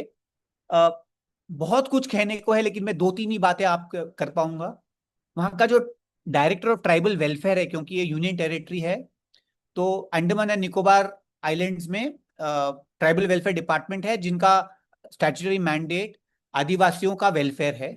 और ये 2000 मेरे ख्याल से 20 की चिट्ठी है जो डायरेक्टर ट्राइबल वेलफेयर सरकार को लिखती है कि, एंड मैं पढ़ देता हूं आपको। The tribal welfare undertakes that whenever any exemption from the existing provisions and law of the land are required to provide for the execution of the project, this directorate will seek required exemptions from the competent authority। ये कह रहे हैं कि जो जो great Nicobar का, जो मैं बताना भूल गया कि जो 910 स्क्वायर किलोमीटर का जो जंगल है, उसमें से करीब 850 स्क्वायर किलोमीटर ट्राइबल रिजर्व के नाम से वहां पे सुरक्षित है। तो वो इलाका वहां के आदिवासियों के लिए है। और ट्राइबल वेलफेयर डिपार्टमेंट इस स्थिति में कह रहा है कि वो इलाका हम डी नोटिफाइड करने के लिए तैयार हैं, आप प्रोजेक्ट के लिए हम कर देंगे। और जो प्रपोजल है उसमें करीब 85 स्क्वायर किलोमीटर उस ट्राइबल रिजर्व को डिनोटिफाई करने का प्रपोजल आज भी हुआ नहीं है, लेकिन वो है, वो जमीन प्रोजेक्ट के लिए चाहिए। तो ये तो यही हो गया कि जो जिसको सुरक्षा देना चाहिए वही संस्था है, वही सुरक्षा, और उन्हीं आदिवासियों का जो इट्स अ केस, अंग्रेजी में कहूं कि off the fence eating the farm, कि that agency that should protect the tribal community is the one that is actually causing them harm. और इस प्रोजेक्ट में अभी आप ये भी ध्यान में रखिए कि जब प्रोजेक्ट बना था तब लोगों का कहना था, जब प्रपोजल आया था कि हम यहाँ पे करीब 6 लाख लोगों को लेके आएंगे। अब आंकड़ा है वो 3 लाख लोगों को इस आइलैंड में लाने का प्लान है। सबसे पहली बात कि इन 4 लाख लोगों का क्या होगा यहाँ पे, उनका पानी, सुवेज, खाने का कैसे सुविधा की जाएगी, वो बहुत बड़ा मुद्दा है। लेकिन अब आदिवासियों की नजरिए से अगर आप देखें तो आज 1,000 आदिवासी और 7,000 लोग, 25 साल में वो 1,000 आदिवासी समझो 2,000 भी हो गए, तो बाहर के लोग करीब 4 लाख लोग हो जाएंगे। तो वो 4,000% बढ़ोतरी हो जाएगी बाहर के इलाके में, बाहर से जो लोग आएंगे। तो फिर वहां के लोगों का, वहां के आदिवासियों का क्या बचेगा? Just the proportion of the just the numbers, the proportion will change so drastically कि उनके जमीन पे, उनके रिसोर्सेस पे, उनके कल्चर पे इतना बड़ा एक एक वार होगा कि कुछ बचने वाला नहीं है। और मैं आदिवासी मुद्दे पे फिर आऊंगा, लेकिन ये अभी पिछले हफ्ते ही एक ड्राफ्ट मास्टर प्लान आया है जो ये 160 स्क्वायर किलोमीटर की डेवलपमेंट के लिए है। ये पब्लिक डोमेन में है, अगर किसी को चाहिए तो मैं आपको भेज सकता हूं। लेकिन मैं आपको ये दिखाना चाह रहा हूं कि इसके ये 5 या 6 बड़े मुद्दे हैं। इसमें एडमिनिस्ट्रेटिव, इंस्टीट्यूशनल, ये टूरिज्म एंटरटेनमेंट जोन है, यहाँ पे पोर्ट आने वाला है, इतना कुछ होने वाला है यहाँ पे। लेकिन अगर आप पिछले 3-4 साल से अगर आप देखें तो जो भी आरटीआई यहाँ पे फाइल हो रही है कि लोग जानना चाह रहे हैं कि यहाँ पे क्या हो रहा है, ये क्या मुद्दे हैं, तो सरकार का कहना है under section 81A, if I remember right, कि ये हम आपको इस प्रोजेक्ट के बारे में कोई जानकारी नहीं दे सकते क्योंकि ये नेशनल सोवरेनिटी और नेशनल सिक्योरिटी का मामला है। तो इसका ये मतलब हुआ कि कमर्शियल प्रोजेक्ट, जो पोर्ट भी एक कमर्शियल प्रोजेक्ट है, वो पूरी तरह से 40,000 करोड़ रुपया जो इन्वेस्टमेंट होने वाला है वो स्ट्रेटेजिक नहीं है, उसमें पूरी तरह से फाइनेंशियल कमर्शियल प्रोजेक्ट है। टूरिज्म प्रोजेक्ट आने वाला है जिसमें कसिनोज, डिस्कोथेक्स, इस तरह की प्रोजेक्ट्स किए जा रहे हैं, और इनको सबको एक नेशनल सिक्योरिटी और सॉवरेनिटी के तहत इसकी जानकारी नहीं दी जा रही है।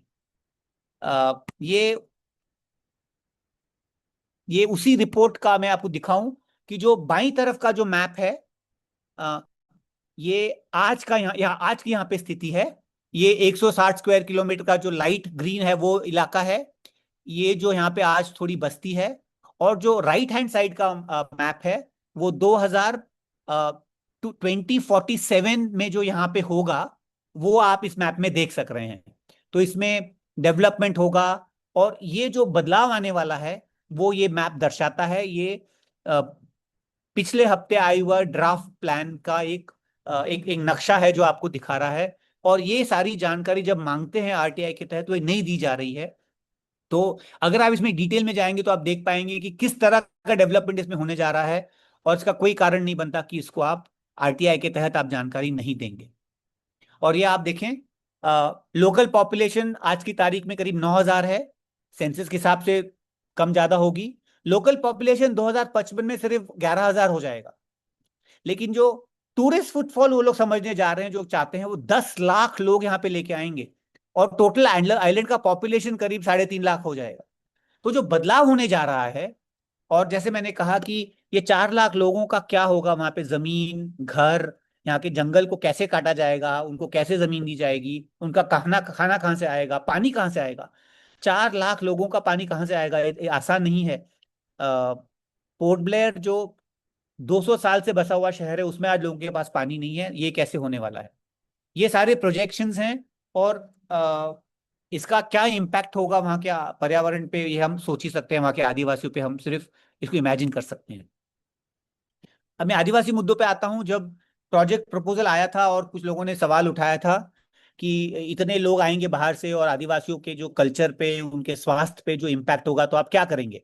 तो सरकार का और प्रोजेक्ट प्रपोनेंट्स का ये रिस्पॉन्स था कि हम बार्ब्ड वायर फेंसेस लगा के, जैसे आप कहेंगे, the forest and tribal area should be guarded and even if and barricaded with barbed wires if necessary to ensure that there is no interaction with the tribal during the construction phase. तो मतलब किस विचार के लोग हैं, किस तरह से सोच रहे हैं, ये बहुत एक आश्चर्यजनक और चिंताजनक बात है कि इतना ही हमारा दृष्टिकोण है कि इन लोगों को एक तो अलग रखा जाए, और तार के फेंस लगा के इनको अलग किया जाए। मैं आता हूं अब फॉरेस्ट राइट्स के मुद्दे पे, जो बहुत बड़ा बड़ा मामला है।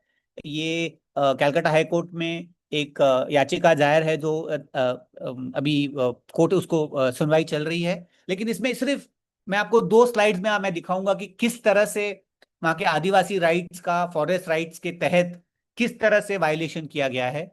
ये 2007 में हम जानते हैं कि फॉरेस्ट राइट्स वाज नोटिफाइड। 2022 तक अंडमान एंड निकोबार आइलैंड का, 14 साल तक Andaman and Nicobar island administration का कहना था कि यहाँ पे फॉरेस्ट राइट्स लागू करने की कोई जरूरत ही नहीं है, क्योंकि सारे राइट सेटल्ड हैं और ये आदिवासी इलाका है, तो इसमें करने की कोई जरूरत नहीं है।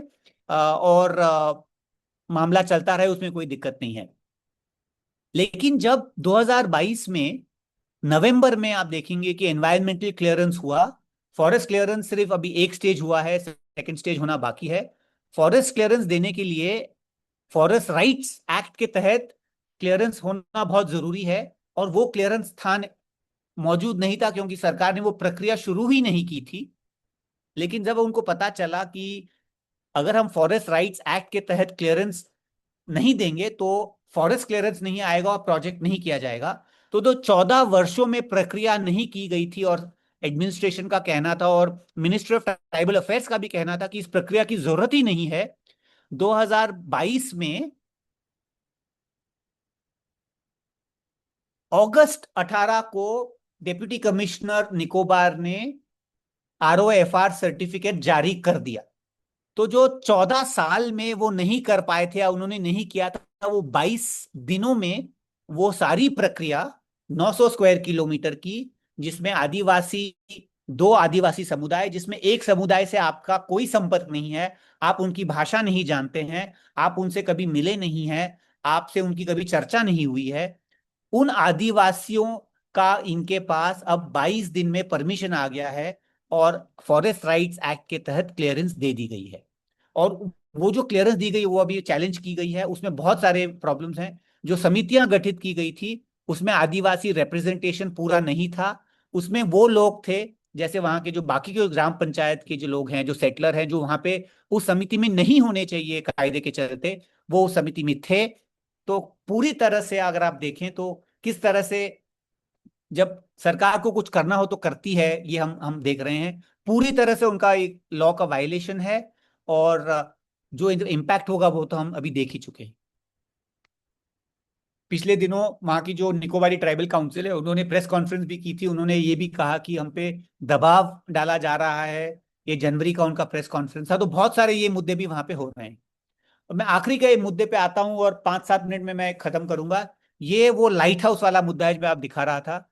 अंडमान निकोबार में हमने वहाँ के जो पर्यावरण और वहाँ के आदिवासियों के बारे में चर्चा की, लेकिन Andaman Nicobar island zone 5, seismic zone 5 में आता है, जो दुनिया का सबसे बड़े भूकंप होते हैं। जो अभी परसों ही, पिछले हफ्ते जापान में जो बड़ा भूकंप और सुनामी आई, वो उसी इलाके में, जो पैसिफिक ओशन का जो रिंग ऑफ फायर माना जाता है अंडमान निकोबार, उसी रिंग ऑफ फायर में आता है। यहाँ पे हफ्ते में एक बार भूकंप आता है। 2004 की जो सुनामी थी वो ग्रेट निकोबार, जहाँ पे प्रोजेक्ट बनने जा रहा है, वहां से लगभग 100-150 किलोमीटर के दूरी पे वो बहुत बड़ा भूकंप आया था। अगर आप ये देखेंगे, ये जो अंडमान निकोबार का ये मैप है, इंदिरा पॉइंट जो सबसे दक्षिण का इलाका है, 2004 26 दिसंबर जब भूकंप आया था, सुनामी आने के पहले भी ग्रेट निकोबार का ग्रेट निकोबार का जो समुद्री तट है वो कम से कम 15 फुट समुद्र में धंस गया था। और ये वही मैप दिखाता है। और ये वो फोटोग्राफ है मैं जो आपको दिखा रहा था। आज का जो लाइट हाउस है वो ये वाली उसकी तस्वीर है। ये पानी में खड़ा है। यही लाइट हाउस जो नीचे वाली तस्वीर है वो 2000 पहले की तस्वीर है। और ये लाइट हाउस पानी में इसलिए खड़ा है क्योंकि ये जमीन 15 फुट भूकंप के आने के तुरंत बाद पानी में धंस गई थी। ये सुनामी की वजह से नहीं हुआ है, ये भूकंप की वजह से हुआ है।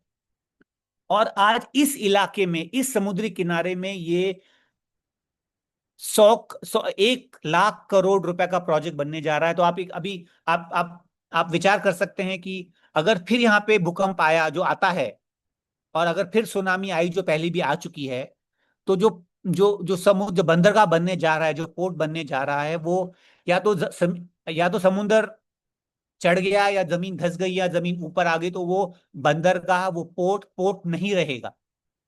और इतना बड़ा एक रिस्क जो है, जो फाइनेंशियल रिस्क है, वो भारत सरकार या जो भी इन्वेस्ट करने जा रहा है वो क्यों करने जा रहा है, ये बहुत बड़ा सवाल है।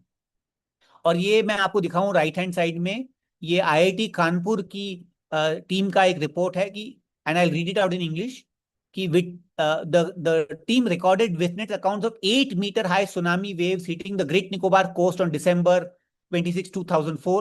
The lighthouse at Indira Point, the southernmost tip of Great Nicobar Island, which was on high ground before the earthquake, is now under water, indicating a land subsidence of about 4 meters. और वही 2019 में जब project की बात होने लगी, तो वैपकॉस का रिपोर्ट आता है, और वैपकॉस कहता है कि topography of the island is best suited for the port, and this topography was not even damaged by the tsunami of December 2004. उनका डेट भी गलत है, नवंबर लिखा है, लेकिन तो ये झूठ नहीं है तो ये और क्या है, और ये धोखा नहीं है तो ये क्या है? कैसे आप कह सकते हैं कि ये समुद्री किनारा डैमेज नहीं हुआ था? तो इस तरह का एक एक वातावरण बनाया जा रहा है, इस तरह की सरकारी संस्थाएं कह रही हैं, जिसके चलते ये प्रोजेक्ट को मंजूरी दी गई है। मैं आगे बढ़ता हूं। जो एक एक वेरी क्विकली जो कमर्शियल मुद्दा है, 40,000 50,000 करोड़ रुपए इन्वेस्ट करने का एक लॉजिक ये है कि वहां से बहुत सारी समुद्री ट्रैफिक पास होता है, जो मलाका स्ट्रेट्स कहते हैं। और अगर हम यहाँ पे पोर्ट बना लेंगे तो बहुत सारा जो बिजनेस है, जो कोलंबो जाता है या मलेशिया के पोर्ट में जाता है, सिंगापुर जाता है, वो हमारे पास आने लगेगा। तो इसमें बहुत ज्यादा विश्लेषण नहीं हुआ है और आज मैं चर्चा में नहीं जाऊंगा, लेकिन ये जो लॉजिक है, कमर्शियल लॉजिक, भी बहुत लोगों का मानना है कि ये कमर्शियल लॉजिक लागू नहीं है, वो नहीं चलेगा। इसमें मैं आपसे, जैसे ये हिंदू में लेख है, अभिजीत सिंह जो नेवल ऑफिसर रह चुके हैं, जो ऑब्जर्वर रिसर्च फाउंडेशन में है, उनका ये लेख, जैसे आप टाइटल देखेंगे, the mirage of port led development in Great Nicobar, उनका मानना है कि बंदरगाह के संदर्भ में आप डेवलपमेंट जो आप करना चाह रहे हैं वो नहीं होगा, वो कमर्शियली वायबल नहीं है। इसी तरह से सलीम गणपति हैं, इनका क्विंट में लेख था 2 साल पहले, ये एक लॉजिस्टिक्स एक्सपर्ट है, उनका भी मानना है कि ये लेख आपको मिल जाएगा ऑनलाइन, कि ये कमर्शियली ये वायबल नहीं है। फ्रंटलाइन के इशू में जिसका लेख हमने हमारी किताब में भी इंक्लूड किया है, एम राजशेखर बहुत जाने माने पत्रकार है, उन्होंने बहुत सुंदर लेख लिखा है, in which he also argues की the numbers don't add up. जो वायबिलिटी गैप फंडिंग होगी, जो इन्वेस्टमेंट होगा, उनका कहना है कि किसी भी तरह से आप देख लें तो इसमें कमर्शियली ये वायबल नहीं होगा। हमारे पास समय नहीं है, इसलिए हम डिटेल में नहीं जा सकते, लेकिन ये लेख पब्लिक डोमेन में अवेलेबल है। हमारी किताब है जो मैं आपको बताऊंगा, उसमें भी ये आपको मिल जाएंगे। ये अभी 2 अप्रैल को आप देखेंगे, ministry of finance, department of economic affairs का एक मीटिंग हुई थी, जिसमें इसको वायबिलिटी गैप फंडिंग देने का निर्णय हो गया है। और जो खासकर जो फाइनेंशियल और इकोनॉमिक से जो जानकार हैं, उनका मानना है कि this will not, there is no logic to give it this kind of viability gap funding. और इसी दस्तावेज में, ये पोर्ट ब्लेयर में अखबार है, उनका एक विश्लेषण, एक एनालिसिस है, इसी दस्तावेज में 2 अप्रैल के, यही multiple government agencies are raising red flags over PPP funding and viability gap funding. तो कमर्शियली भी बहुत उसमें मुद्दे हैं। ये आपको सारे दस्तावेज अगर किसी को चाहिए तो मैं आपको, I can provide it to you. Finally, चूंकि 160 स्क्वायर किलोमीटर जंगल काटा जाएगा, तो हमको थोड़ा एक उसका कॉम्पेंसेशन भी करना है, और एक तरह से वो गंगा स्नान हमको करना है। तो हमारे यहाँ प्रावधान है कि आप कॉम्पेंसेटरी एफॉरेस्टेशन कर सकते हैं। तो 150 स्क्वायर किलोमीटर जो जंगल जो निकोबार में कटेगा, उसके कॉम्पेंसेशन के लिए हरियाणा में 260 स्क्वायर किलोमीटर की जो जमीन है, वो जंगल घोषित कर दी गई है। और उसमें और भी इंटरेस्टिंग मुद्दे हैं, ये जमीन अब माइनिंग के लिए भी देने लगे हैं। लेकिन ये बहुत सारे से बहुत ही एक confusing and very problematic assessment और एनालिसिस की, आप निकोबार का जंगल काटेंगे और आप और हरियाणा में आप जमीन को जंगल घोषित करेंगे। तो इसका कोई पर्यावरण या इकोलॉजिकल या कोई उसमें कोई लॉजिक ही नहीं बैठता। लेकिन हमारा जो कॉम्पेंसेटरी एफॉरेस्टेशन और हमारे जो कायदे हैं उसको अलाउ करते हैं। और अ, मेरा मेरे बहुत सारे पत्रकार दोस्तों से ये हमेशा ये सवाल रहता है कि आप ये 260 स्क्वायर किलोमीटर जो हरियाणा का जो जमीन जंगल घोषित की गई है उसके बारे में हमारे पास आज बहुत कम जानकारी है।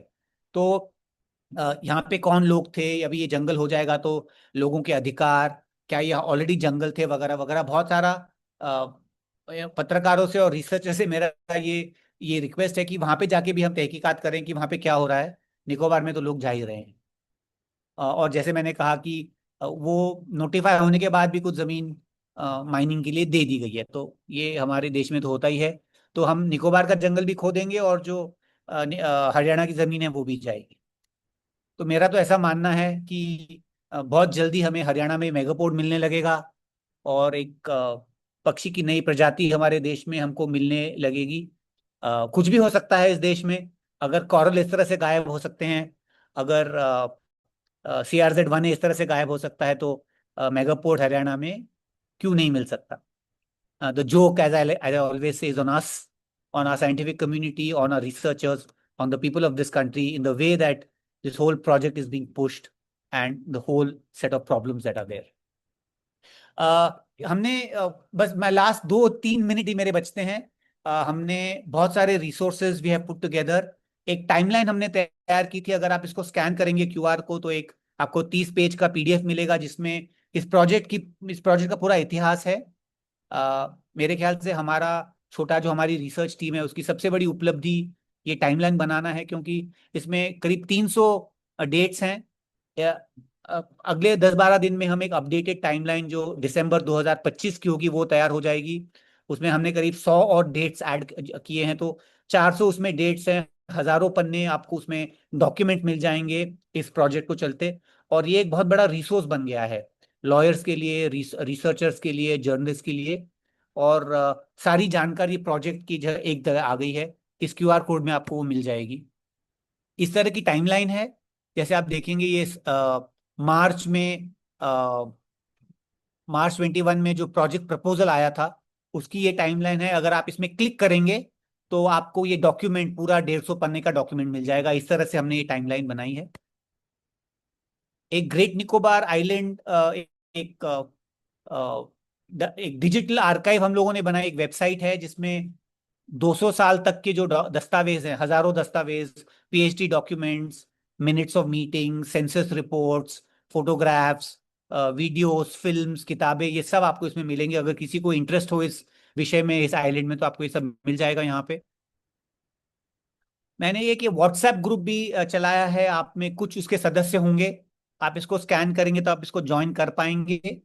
इसमें करीब 1500 लोग अब जुड़ चुके हैं। एक बहुत ही अनडेमोक्रेटिक ग्रुप है ये। इसमें सिर्फ मैं ही पोस्ट कर पाता हूँ या मैं ही पोस्ट कर सकता हूँ, लेकिन इसमें कोई स्पैम नहीं आता है। रोज करीब 2 या 3 जो नई जानकारी है प्रोजेक्ट को लेके वो इसमें हम पोस्ट कर पाते हैं। आप मुझे लिख के भी इसमें ज्वाइन कर सकते हैं या आप स्कैन करके इसमें ज्वाइन कर सकते हैं। और आखिर में हमने 2 किताबें बनाई हैं। जो लेफ्ट हैंड साइड में आइलैंड ऑन एज, अभी नवंबर में ही वेस्टलैंड ने एक एडिटेड वॉल्यूम है जिसमें 13 जर्नलिस्ट और साइंटिस्ट के लेख हैं। 2024 में फ्रंटलाइन मैगजीन ने ग्रेट निकोबार बिट्रेयल नाम से पहली वाली पुस्तक हमने एडिटेड वॉल्यूम प्रकाशित किया था। और ये दोनों वॉल्यूम आपको अच्छी जानकारी दे पाएगा इस प्रोजेक्ट के बारे में। अगर किसी को इंटरेस्ट है तो ये ऑनलाइन भी मिलती हैं। आप मुझे लिख भी सकते हैं। मेरे पास भी कॉपीज है, आप ऑर्डर कर सकते हैं। और हमारा ये प्रयास रहा है कि इसको दूसरे भाषाओं में भी किया जाए। तो जो पहली किताब थी ग्रेट निकोबार बिट्रेयल, उसका हिंदी और बांग्ला वर्जन अवेलेबल है। तमिल वर्जन अब प्रेस में जा रहा है। मराठी करने का हमारा प्रयास है। हमारी कोशिश है कि नॉन इंग्लिश ऑडियंस के पास भी हम पहुंच पाए। इतना इसमें हमें सक्सेस नहीं मिल पाया है जितनी मेरी आशा थी, लेकिन ये किताबें हैं। अगर आप बांग्ला पढ़ते हो, हिंदी पढ़ते हो, अगर आपको किताब चाहिए तो आप मुझे लिखें और इसका आप थोड़ा हमारी मदद भी करें, इसको प्रकाशित भी करें। हिंदी की जो किताब है वो अभी फ्रीली अवेलेबल है एज ए PDF, तो वो भी मिल सकती है। अगर थोड़ा सेल्स होता है तो थोड़े फंड्स भी दे सकते हैं, लेकिन ये रिसोर्सेज अवेलेबल हैं। ये कुछ और किताबें हैं मेरी। पंकज भाई, मैं बस थोड़ा खत्म हो गया, आपको खत्म हो इंटरप्ट गया, करती हूँ। अभी किताबों के बारे में आप समय मत बिताइएगा। मुझे एक खत्म। बहुत चुभ रहा है सवाल मैं कि एक ही मिनट में आप, मैं खत्म करता हूँ, फिर हम चर्चा ले लेते हैं। अच्छा, दैट्स इट। नहीं, ये मेरा पॉलिटिक्स ईमेल वाला आईडी है। पॉइंट आपने बोला और नहीं, उसकी मैं याद दिलाई। This is my email ID. आप सब संपर्क करना चाहे कर सकते हैं।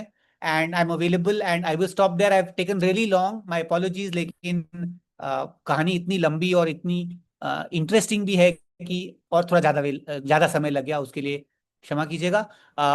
जो भी आपके सवाल हैं उसके लिए अब हम चर्चा के लिए खोल सकते हैं। हाँ, नहीं, आपका बहुत अच्छा डॉक्यूमेंटेशन है और बहुत महत्व के मुद्दे हैं। मैं आपको रोक इसलिए रहती कि मुझे एक पॉइंट आउट करना था। आपने बोला कि पहले ये जो एयरपोर्ट है उसको कमर्शियल बोला था और बाद में उसको डिफेंस बोल रहे हैं। यस।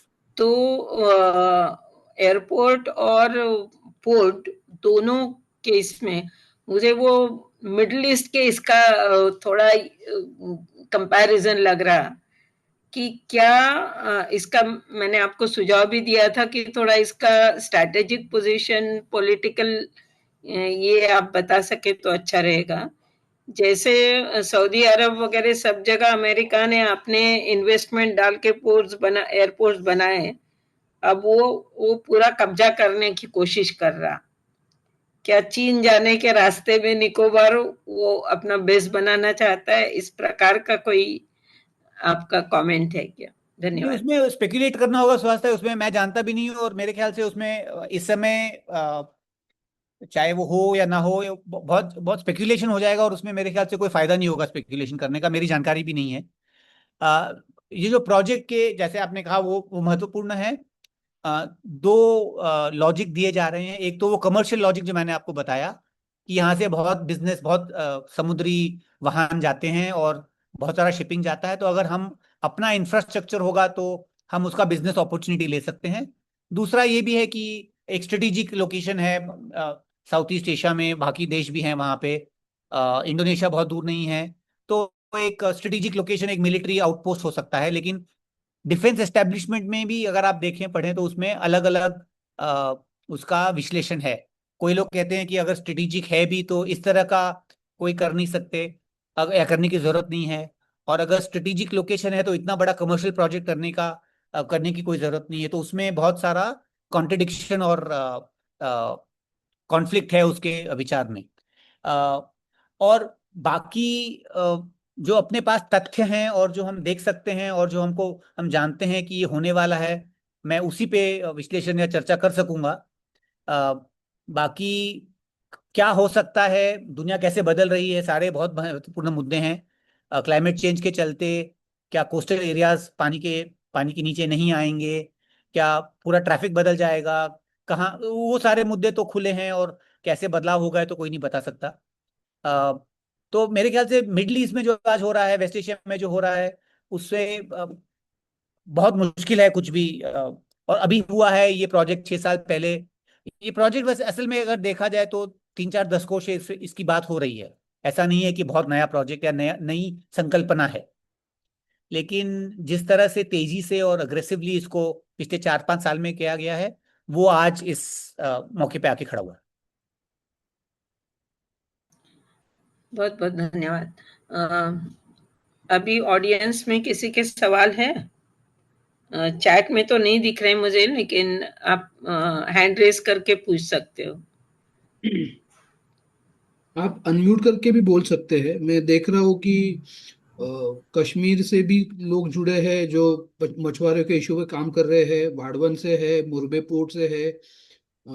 काफी सारे लोग यहाँ पे जुड़े हुए हैं। सो प्लीज आप आपके सवाल पूछ सकते हो।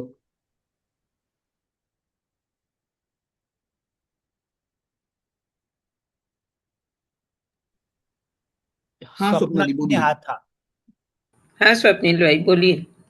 मुझे एक क्वेरी है कि जो आपने इंफॉर्मेशन दिया उसके हिसाब से environmentality is very very important space.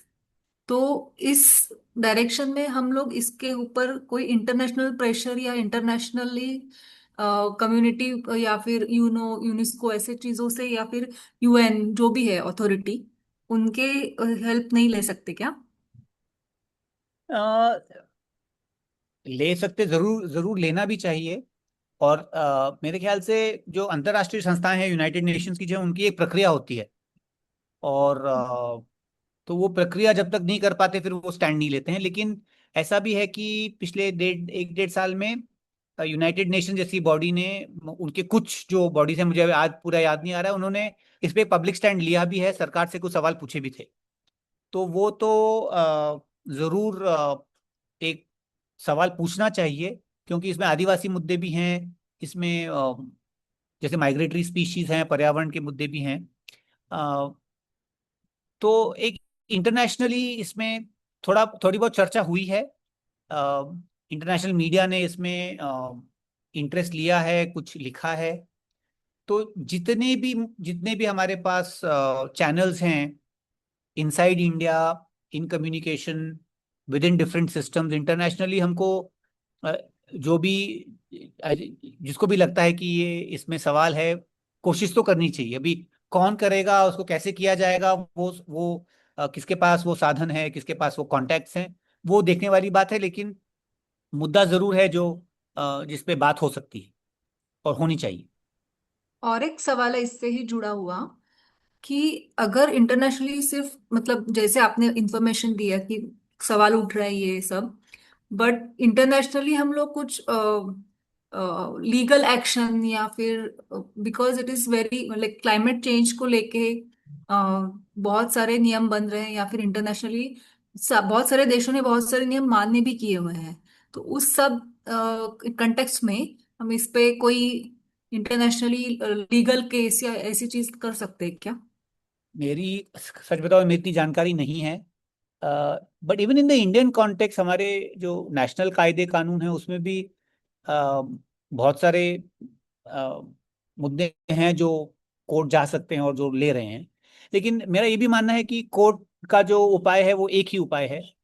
और भी हम as citizen and researchers and concern people बहुत कुछ कर सकते हैं, जिसमें कम्युनिकेशन हो सकता है, जिसमें रिसर्च हो सकता है। तो वो भी साथ में करना चाहिए।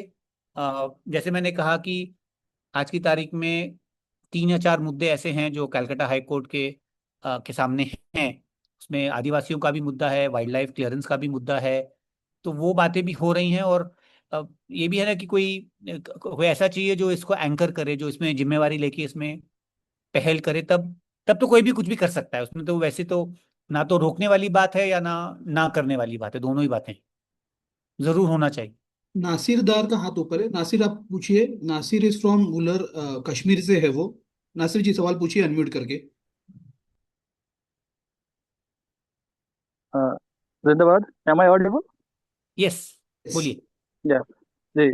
तो जो जितनी भी आपने जानकारी दी, इसमें जो सबसे बड़ा जो मुझे चिंता का जो विषय लग रहा है अभी, अगर आप देखेंगे, हर जगह पे यही हो रहा है। जो ये टूरिज्म के नाम पे या जो प्रोजेक्ट्स के नाम पे चीजें कर रहे हैं, तो इसका जो सबसे बड़ा जो इम्पैक्ट जो है, जो वहाँ की जो कम्युनिटीज है उन पे ज्यादा पड़ रहा है। क्योंकि इसको कमर्शलाइज करने के लिए, या इस पे या कॉरपोरेट को लाने के लिए, या बाहर से लोगों को वहाँ पे बसाने के लिए जो उनको फैसिलिटीज प्रोवाइड करेगी सरकार, लेकिन वहाँ की जो इंडिजिनस कम्युनिटीज है, जैसे आपने आदिवासियों की बात की, या स्मॉल स्केल फिश वर्कर्स वहाँ पे होंगे, तो सबसे बड़ा जो इम्पैक्ट, जो नेगेटिव इम्पैक्ट है उन पे पड़ेगा, उनके रिसोर्सेज पे पड़ेगा। एक तो ये बात। दूसरा, ये जो गवर्नमेंट अब जो आपने बोला कि जो चीजें हटा रही है, जैसे मैप में भी आपने दिखाया कि पहले ये था, अब ये दिखा रहे हैं मैप पे। तो एज ए कलेक्टिव हम क्या कर सकते हैं, क्योंकि ये देश भर के मुद्दे हैं। जैसे हमने भी रिसेंटली कारवार में देखा, वहां पे भी यही चीजें हो रही है अभी। और वुलर जो है एशिया एशिया की सबसे बड़ी झील है, तो वहां पे भी हम पिछले 18 साल से वहां पे कॉन्जर्वेशन चल रहा है। रिसेंटली सीएजी की रिपोर्ट जो आई जम्मू कश्मीर के बारे में, उसमें 74% जो लेक्स या वेटलैंड्स कहिए या तो वो वैनिश हो गई है या तो वो डिग्रेड हुई है। इवन की रिपोर्ट में ये भी बताया गया है कि कुछ लैक्स के अंदर जो है गवर्नमेंट की अपनी प्रॉपर्टीज बनी हुई है, उनकी अपनी बिल्डिंग्स बनी हुई है, ऑफिस बनी हुई है। तो मुद्दा ये पूरे देश का है कि किस तरह से हमारे रिसोर्सेज जो है, खासतौर से नेचुरल रिसोर्सेज, उनमें अनप्लान्ड डेवलपमेंट हो रही है, उनमें जो है अभी कॉरपोरेट सेक्टर को घुसाया जा रहा है, वहाँ की जो इंडिजिनस कम्युनिटीज को है उनसे बिना पूछे। तो मेरा सुझाव है, हमें जितनी भी देश भर में ऑर्गेनाइजेशंस है, चाहे वो स्मॉल स्केल फिश वर्कर्स की हो, आदिवासी हो, या इंडिपेंडेंट ऑर्गेनाइजेशंस हो, या अ, छोटे स्तर पे जो लोग काम करते हैं इंडिविजुअल लेवल पे, हमें मिलके कुछ सोचना चाहिए ताकि सरकार के कानों तक ये अ, आवाज पहुंचे कि ये जो आप कर रहे हो नेशनल इंटरेस्ट में, ये बता रहे हो आप, ये हमें करना है, ये कहीं ना कहीं आने वाले वक्त में एक बड़ा डिजास्टर हो सकता है। हाँ, मुझे यही चीज कहना था। और दूसरा ये क्वेश्चन पूछना चाहता हूँ कि वहाँ के जो आदिवासी और जो वहाँ के स्मॉल स्केल फिश वर्कर्स है, उनके दरमियान ये चीज जब डिस्कशन होती है कि वहाँ पे ये डेवलपमेंट जो हो रही है, करना चाहते हैं, तो उनमें क्या सेंस बन रहा है इसके ऊपर? क्या वो मान रहे हैं इस चीज को या रिस्ट कर रहे हैं? Thank you. ये जो आपने दूसरा सवाल पूछा वो thank you for asking that question, क्योंकि ये थोड़ा it's a complex matter. Great Nicobar में और खास करके अंडमान निकोबार में भी जो वहाँ का इतिहास एक एक बहुत पर्टिकुलर इतिहास है। जो ज्यादातर लोग जो वहाँ पे हैं वो बाहर से आए हुए हैं पिछले 150 सालों में, ब्रिटिश के आने के बाद। तो उनको सेटलर कम्युनिटी कहा जाता है। और इन दिनों में तो दो तीन तरह, एक तो आदिवासी हैं जो ओरिजिनल इनहेबिटेंट्स हैं, और फिर जो आज की तारीख में नए लोग आ रहे हैं, और बीच में और दो तीन तरह के ग्रुप हैं। तो ज्यादातर हम देखें तो जो सेटलर कम्युनिटी है, जो भारत के मेन भूखंड से, बंगाल से, तमिलनाडु से, कुछ केरल से, कुछ इंडिपेंडेंस के पहले आए थे, कुछ इंडिपेंडेंस के बाद आए हैं, उनका जो नजरिया है आइलैंड्स को, और ये उनकी ज्यादा संख्या, उनकी बहुत ज्यादा संख्या है, उनका पॉलिटिकल पावर बहुत है। सब मिला के 4 लाख लोग हैं तो ऐसे बहुत बड़ा भी नहीं है, लेकिन अंदरूनी अगर हम डायमेंशन देखें तो उनका नजरिया जो है डेवलपमेंट की तरफ, आइलैंड्स की तरफ समझने का, वो एक अलग तरह का नजरिया है। और वहां पे डेवलपमेंट जो आज हम समझते हैं वो उनके लिए भी बहुत महत्व रखती है, और वो चाहते हैं उस तरह का डेवलपमेंट। तो वही मुद्दा हम देखते हैं ग्रेट निकोबार में। मैंने आपसे कहा कि 1,000 लोग जो हैं वो आदिवासी हैं, उसमें से करीब 20-25% तो हम संपर्क में भी नहीं, हम जानते भी नहीं है, शोम्पेन से संपर्क ही नहीं है। बाकी जो 6,000-7,000 लोग हैं वो इस प्रोजेक्ट को बहुत बहुत चाहते हैं। और इनका इतिहास बहुत इंटरेस्टिंग इतिहास है। ये 19 लेट 60s एंड 70s में करीब 300 फैमिलीज, एक्स डिफेंस फैमिलीज को सरकार यहाँ पे लाके बसाया था सरकार ने। और आज ये कुछ कुछ रहे हैं, कुछ चले गए हैं। जो मैंने आपको southern most general store of India बताया, वो भी एक वही फैमिली थी। तो ये जो समुदाय है उनकी बहुत लेजिटिमेट वहाँ की डिमांड्स हैं उनकी, कि हमारे पास बेसिक जो होना चाहिए वो नहीं है, गुड ट्रांसपोर्टेशन, गुड फैसिलिटीज। और वो कहते हैं कि हमको पिछले 30-40 सालों में वो नहीं दिया गया जो आपने, भारत सरकार ने हमको वादा किया था। और ये वो समझते हैं कि ये जो प्रोजेक्ट आएगा, इतना इन्वेस्टमेंट आएगा, इतना डेवलपमेंट आएगा, तो उनका सबका भला होगा। तो वो तो इस प्रोजेक्ट के पूरी तरह से इसमें वो सपोर्ट में है। जो आदिवासी हैं, वो जो एक छोटा तबका है जो कुछ कह पाता है, वो निकोबारी, वो कह रहे हैं कि हम डेवलपमेंट के खिलाफ नहीं है, लेकिन जो भी उनकी परिभाषा हो, लेकिन ये प्रोजेक्ट की जो जो जो फ्रेमवर्क है हमको वो नहीं चाहिए, क्योंकि हमारी जो पुरानी जमीनें थी जहां हम रहना चाहते थे, हम वहां पे नहीं जा पाएंगे, वो हम खो देंगे। तो in one way this is a very interesting development discussion and debate, where even though we are clear that there are certain environmental and ecological concerns, there are other considerations that people have. उसमें ये है कि जैसे जो जो geological dimensions हैं, कि क्या नुकसान हो सकता है अगर भूकंप आए या उस तरह का डिजास्टर हो, तो फिर सबको नुकसान होने वाला है। फिर वो 4 लाख लोग जो वहां से बाहर से आएंगे, आप उनको भी आप खतरे में लाने वाले हैं।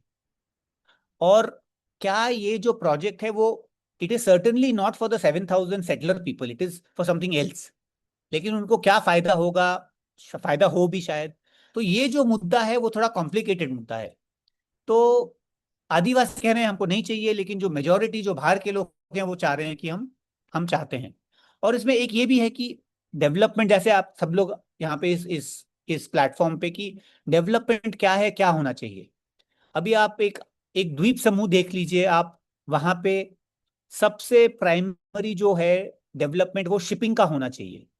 लेकिन आज अंडमान निकोबार में शिपिंग इतनी इतनी पुअर है कि आज का लेख है किसी वहां के लोकल पेपर में, अभी मेनलैंड से वहां पे लोग नहीं जा पा रहे हैं क्योंकि जो फ्लाइट्स के फेयर है वो इतने बढ़ गए हैं। लेकिन पिछले 25-30 साल में अगर आप देखें तो लोकल लोगों का भी ये डिमांड नहीं कि आप हमारी शिपिंग को आप अच्छा कीजिए। वहां का जो डेवलपमेंट है वो लैंड बेस्ड डेवलपमेंट हो रहा है, वो समुद्री जो डेवलपमेंट होना चाहिए, शिपिंग का होना चाहिए, समझो फिशरीज का होना चाहिए, वो नहीं हो रहा है। तो एक द्वीप समूह का जो एडमिनिस्ट्रेशन है, उसका जो विजन है, वो पूरी तरह से उसमें शिपिंग का कोई रोल ही नहीं है, समझ लीजिए आप। शिपिंग की इतनी वहां पे खराब परिस्थिति है। तो एक बहुत ही एक फंडामेंटल हमको सोचना पड़ेगा और वहां के लोगों को सोचना पड़ेगा। और फिर वो इनसाइडर आउटसाइडर वाली वो बात होती है कि ये जो मेनलैंड वाले हैं मेरे तरह के लोग, और उनका मेरे ख्याल से लेजिटिमेट कंप्लेन है कि आप यहाँ पे रहते नहीं हैं, आपको पता नहीं है, आप तो अच्छी तरह रहते हैं। तो एक वो इनसाइडर आउटसाइडर वाला भी होता है, जो मैं पूरी तरह से सहमत नहीं हूँ। बट कुछ लोग हैं जो, और बहुत सारे लोग हैं जो वो प्रोजेक्ट चाहते हैं क्योंकि वो डेवलपमेंट देखते हैं। छोटा तबका है जो सोचता है कि it is not desired where this particular project is concern. और इसका लंबा इतिहास है वहां पे, ये एक सिर्फ एक एग्जाम्पल है, उसका एक बहुत बड़ा एग्जाम्पल है। तो कैसे उस कम्युनिटी को हम समझाएं कि शायद इससे आपका भी फायदा नहीं होने वाला है, लेकिन जो उनकी डिमांड्स है, अगर वो डिमांड्स मीट नहीं होंगी, अगर ग्रेट निकोबार में हफ्ते में एक ही बार शिप जाएगा, वहां पे गैस नहीं मिलेगी, वहां पे पेट्रोल नहीं होगा, वहां का कम्युनिकेशन अच्छा नहीं होगा, तो कोई भी डेवलपमेंट या इंफ्रास्ट्रक्चर तो डिमांड करेगा ही, तो ना भी कैसे कह सकते। तो एक थोड़ा कॉम्प्लिकेटेड ये वहां पे मुद्दा हो जाता है। संदीप शर्मा का हाथ ऊपर है। हाँ, संदीप संदीप शर्मा भाई। from पालघर, हम एक या दो सवाल ले सकते हैं। संदीप पूछिए। हेलो। आप मुझे सुन पा रहे हैं? हाँ जी। हाँ बोलिए।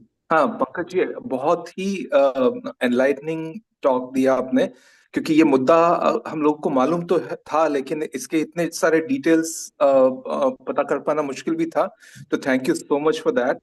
मैं जर्मनी बॉन से बोल रहा हूँ, और मेरा प्रश्न ये था कि ये should we consider this is a lost battle, कि एनजीटी का रिपोर्ट आ गया है, अब this was the last straw, अब इसके आगे कुछ नहीं हो सकता। तो are there any reasons to be optimistic?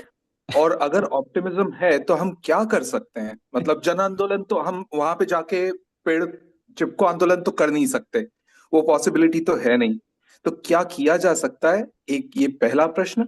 और दूसरा प्रश्न ये है कि convention on conservation of migratory species of wild animals, जो सीएमएस है बॉन में, क्या उससे कोई करस्पॉन्डेंस हुआ है? क्योंकि अगर 1,000 टर्टल्स वहां पे आके अभी भी नेस्टिंग कर रहे हैं, इंडिया सिग्नेटरी है सीएमएस का, तो उस परिप्रेक्ष्य में अभी तक कुछ हुआ है या नहीं?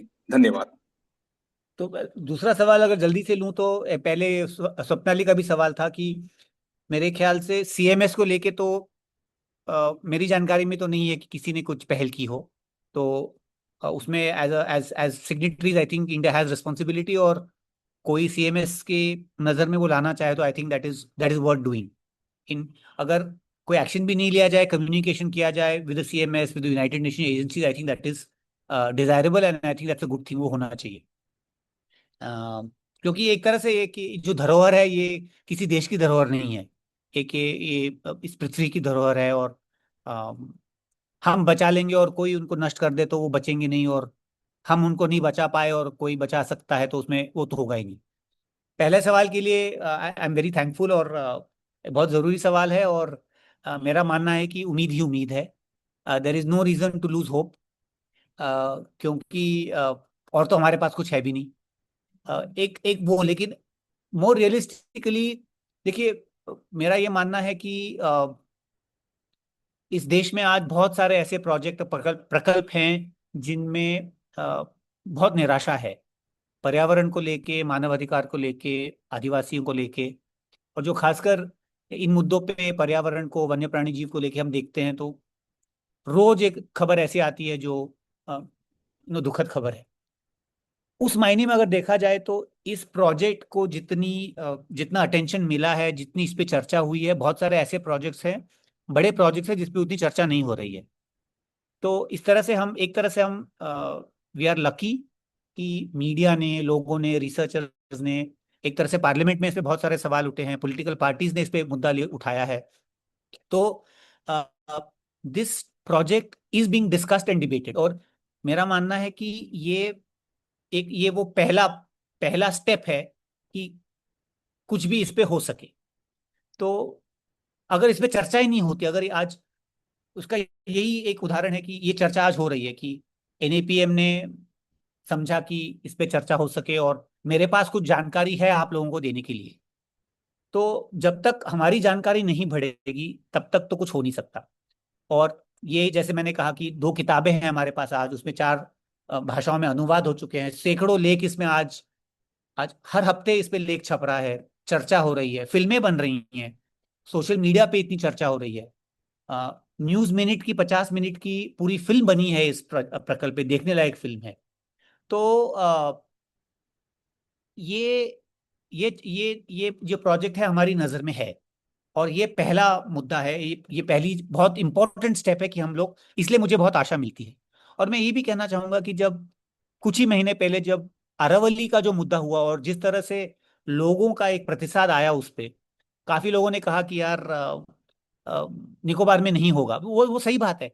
लेकिन मुझे ये भी लगा कि जब लोगों को समझ में आता है, लोगों को दिखता है कि इसमें प्रॉब्लम है, तो लोग आवाज उठाते हैं और इससे उम्मीद बनती है। यहाँ पे वो नहीं हो सकता, लेकिन निकोबार के केस में क्योंकि लोग भी कम हैं। But I think that is the first thing Sandeep, की आई थिंक जानकारी है, लोगों को पता है। तो अ, और दूसरा बहुत महत्वपूर्ण बात यह है कि इस प्रोजेक्ट के सारे जो दस्तावेज हैं वो मतलब जो क्लियरेंसेज है वो हो गई हैं, लेकिन अभी जमीन पे काम ना के बराबर शुरू हुआ है। तो ये फेट कंप्लाई वाला भी मुद्दा नहीं है, यहाँ पे अभी इस तरह से पैसा खर्च नहीं हुआ है। तो अगर एक मौका मिलेगा तो हम ये कह सकते हैं कि इसमें बदलाव अभी हम ला सकते हैं, इसमें कुछ हुआ ही नहीं है। तो this is not a case of money spent and fait accompli and we have to go ahead with it. तो एक वो भी उम्मीद बनती है। तो क्या कर सकते हैं, अगर मैं क्विक जल्दी बताऊं तो एक मेरे ख्याल से बहुत जरूरी है कि हम अपने आप को इसके बारे में और जानकारी दें, और हमारा यही प्रयास रहा है। जो टाइमलाइन मैंने बताई, जो किताबें मैंने आपको बताई आपको, कि हमारी जानकारी बढ़ाएं। If we can do larger communication with the public through social media, even to elected representatives and to bureaucrats, as citizens, as collectives, कि हमें इस पे चिंता है, हम ये नहीं चाहते हैं, तो कहीं ना कहीं इस पे फर्क पड़ेगा। अगर इसमें जानकार हैं, जो लिखने वाले हैं, तो इंग्लिश में मैंने कहा, बाकी भाषाओं में हमारी ये कांस्टेंट प्रयास है कि ट्रांसलेट, बहुत सारे लेख हैं जो ट्रांसलेट करके छप सकते हैं। हम लोग मराठी में प्रयास कर रहे हैं, कुछ तमिल में हुआ है, कुछ बांग्ला में हुआ है, लेकिन बहुत सारी भाषाओं में, कन्नड़ में, पंजाबी में, हिंदी में उतना नहीं हो पाया है जितना उड़िया में, नॉर्थ ईस्ट के लैंग्वेजेस में नहीं हो पाया है। तो अगर कोई ट्रांसलेट करके छोटे पैमाने पे भी प्रकाशित करे तो दैट इज वेरी वैल्यूबल। तीसरा बहुत इंपॉर्टेंट मुद्दा है कि इसमें रिसर्च करना अभी भी बहुत जरूरी है।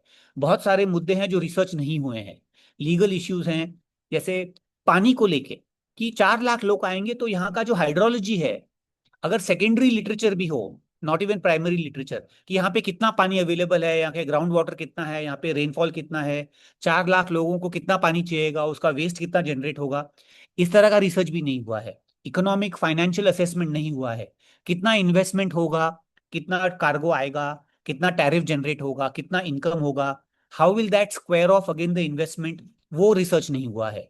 ईआईए रिपोर्ट पे पूरा तरह से रिसर्च नहीं हुआ है।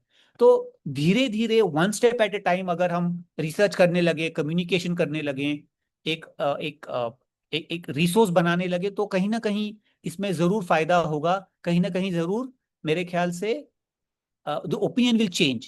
क्योंकि it is such a clear and shut case, open and shut case for me, कि आप इतना बड़ा भूकंप, इतना नुकसान, 15 फुट जमीन धस गई, 1 लाख करोड़ रुपया आप पूरे तरह से इन्वेस्ट कर रहे हैं, वो नुकसान होने वाला है, आदिवासी चले जाएंगे, वहां की जो जैव विविधता है वो दुनिया में कहीं नहीं पाई जाती, आज क्लाइमेट चेंज के संदर्भ में। तो ये सारे जो है it is in some senses evidence की we have to just put it together, and हमारे हाथ में फाइनली उतना ही है।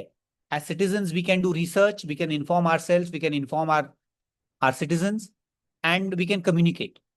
तो इतना अगर हम करें और ज्यादा लोग करने लगे तो मुझे तो पूरी उम्मीद है कि I think there is something to be gained, nothing to be lost. Definitely. अभी हम एक अगर कोई आखिरी सवाल है तो लेंगे, otherwise I will ask Suhas to close in 1 minute. और मैंने मेरा नंबर और napm.maharashtra@gmail.com ये एक ईमेल आईडी भी डाला हुआ है। किसी को कुछ सुझाव हुए है तो मुझे ईमेल कर सकते हैं आप। नासिर भाई, काफ़ी शॉर्ट में अगर आप सवाल पूछें और बाद में सुहास आप क्लोज करेंगे। नासिर भाई। हाँ, मेरा एक्चुअली सुझाव है पंकज जी को कि वहाँ की जो लोकल आदिवासी कम्युनिटीज है या फिशरमैन कम्युनिटीज है, क्यों ना उनमें एक सेंस क्रिएट की जाए, जिस तरह हम यहाँ पे वुलर में करते हैं। जो उन्होंने बोला कि वहाँ पे लोगों को ये भी लगता है कि डेवलपमेंट होगा तो हमारा भला होगा। जैसे हमें भी ये चीज़ फेस करना पड़ी। मैं पिछले 10 साल से ये काम कर रहा हूँ, 18 साल का प्रोजेक्ट चल रहा है जो ये अभी टूरिज्म को ला रहे हैं। तो हमें भी काफी जगह इस चीज का अपनी कम्युनिटी में फेस करना पड़ता है। ये चीजें मुझे लगता है कहीं ना कहीं हमें उन लोगों तक पहुंचना पड़ेगा जो इसमें, जिनका इंटरेस्ट है उन कम्युनिटीज में। जब तक वहाँ के लोग इसके ऊपर आवाज नहीं उठाएंगे तो हम यहाँ से कितना कर सकते हैं। मुझे लगता है फर्स्ट रेस्पॉन्डर जो है वहाँ के लोग होंगे। तो हम एज अ कलेक्टिव, तभी मैंने पूछा कि किस तरह से हम एक वो मंच या प्लेटफॉर्म उनको दें ताकि वो खुद अपने पैरों पे खड़ा होके इस आंदोलन को आगे लेकर जाएं। एक तो ये, दूसरा हम जो करते हैं, हम क्या करते हैं, हम जितने भी यहाँ पे फेस्टिवल्स होते हैं, चाहे ईद हो या और भी फेस्टिवल्स होते हैं, जैसे हम हमारा यहाँ पे ईयरली बोट रेस होता है जो अभी 29 अप्रैल को होना है। उसमें हम पॉलिटिशियंस को बुलाते हैं, लोकल पॉलिटिशियंस को, उसमें हम ब्यूरोक्रेट्स को बुलाते हैं, या जितने भी सरकारी आयोजन होते हैं इन एरियाज में, डिस्ट्रिक्ट्स में, क्योंकि वुलर 2 डिस्ट्रिक्ट में आता है, या जितने भी इंस्टीट्यूशंस में प्रोग्राम्स होते हैं, वहां पे हम अपनी जो पार्टिसिपेशन है वो यकीनी बनाते हैं। क्यों? इसलिए ताकि जो वहां पे गलत चीजें हो रही है उनको लोगों तक पहुंचाना। फिर लोग जब प्रतिक्रिया क्रिया देते हैं इसके ऊपर, तो मुझे लगता है वो ज्यादा इफेक्ट करता है। जैसे अगर हम अभी ऑनलाइन ये चीज डिस्कस करते हैं या कश्मीर में बैठ के या दिल्ली में बैठ के डिस्कस करते हैं, मुझे लगता है वहाँ के लोग जितना इसको बेहतर तरीके से सरकार तक पहुंचा सकते हैं और इन चीजों को रोक सकते हैं। तो मेरा ये सुझाव था। धन्यवाद नासिर भाई भी। पंकज भाई, मैं आपको रिक्वेस्ट करूंगी कि मतलब अक्सर तो नसीर भाई बोलते हैं वैसा एनपीएम का भी होता है कि स्थानिक लोग अगुवाई ले, लेकिन यहाँ की विशेष परिस्थिति में मुझे लगता है कि यदि हम जो नासेज ग्रुप है जिसके बहुत सारे लोग आज ज्वाइन भी नहीं हुए हैं लेकिन बहुत नए लोग ज्वाइन हुए हैं, तो यदि अभी की परिस्थिति के कॉन्टेक्स्ट में जैसा जापान का भूकंप का हम रेफरेंस ले सकते to make it more prominent, और ये जो पर्यावरणीय मुद्दे हैं इनका आप थोड़ा हमें ड्राफ्ट कुछ बना के दे। ड्राफ्ट छोटा होगा और उसको हम सप्लीमेंट्स लगा सकते हैं एज अटैचमेंट्स। तो हम नासेज के तरफ से ये उठा सकेंगे कनेक्ट कर, क्योंकि नासेज नेशनल में अरौली रीजन के भी लोग हमारे साथ हैं। तो ये कनेक्ट करते हुए कि ये पूरा सेपरेट इकोसिस्टम है और अरौली एकदम ही अलग है, तो ये तो कॉम्पेंसेटरी हो ही नहीं सकता। लेकिन यहाँ पे इतना लॉस हो रहा है और क्लाइमेट क्राइसिस के परिप्रेक्ष्य में तो जब वाटर शॉर्टेज हो रहा है, ये सब हो रहा, तो इतनी बड़ी संख्या में यहाँ पे इतने छोटे एरिया में लोगों को लाके थोपना, ये सब डिस्ट्रॉय करके, इसमें डेवलपमेंट से ज्यादा रिस्क ज्यादा बढ़ा रहे हम लोगों की। स्पेशली जो ट्राइबल पॉपुलेशन है, जो इतने सारे जंतुओं को एक्सपोज नहीं होगी, तो बाहर के बहुत बड़ी संख्या में लोग आने से the very survival of those tribal would be at risk. That is what I am worried about.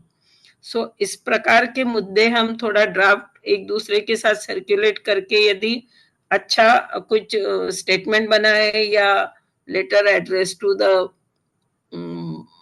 राष्ट्रपति, ऐसा कुछ ड्राफ्ट करने में आप यदि मदद करोगे तो हम थोड़ा आगे बढ़ा सकते हैं।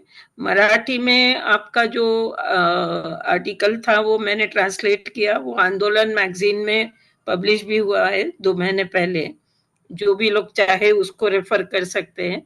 और मुझे लगता कि never we can lose, we should lose hope, let us try our best. तो यदि इस प्रकार की चीजें वहां के सेटलर्स तक भी हम पहुंचा पाए आगे, तो उनका भी थोड़ा एजुकेशन और थोड़ा हम कुछ नजरिया बदलने में कोशिश कर सकते हैं। फिजिकल इंटरेक्शन जो आप लोग लेते हैं उनके साथ खाली हम ये संदेश भेज सकेंगे। मैं ये कहना चाह रहा था कि ये तो जरूर करना चाहिए एंड थोड़ी कोशिश है कि वहां के लोगों से भी, लेकिन मुझे लगता है कि दिस कम्युनिटी एनएपीएम वगैरह इस तरफ का, जैसे आपने कहा कि बाकी जो हमारे मीडिया है, बाकी जो हमारे साथी हैं देश में, कि उनके पास हम कैसे जानकारी पहुंचा पाए, क्योंकि ये हमारे लिए इतना relatively easier than reaching out to local people. और फिर हम पॉलिटिशियंस के पास भी जा सकेंगे, जरूर जरूर, हमारे अपने ग्रुप्स में एंडोर्समेंट होके, मतलब ना से स्पेसिफिकली एंड देन जरूर NAPM at large. If we can mobilize within us with our contacts in press and other, then maybe we can at least amplify the voice to some extent. जरूर।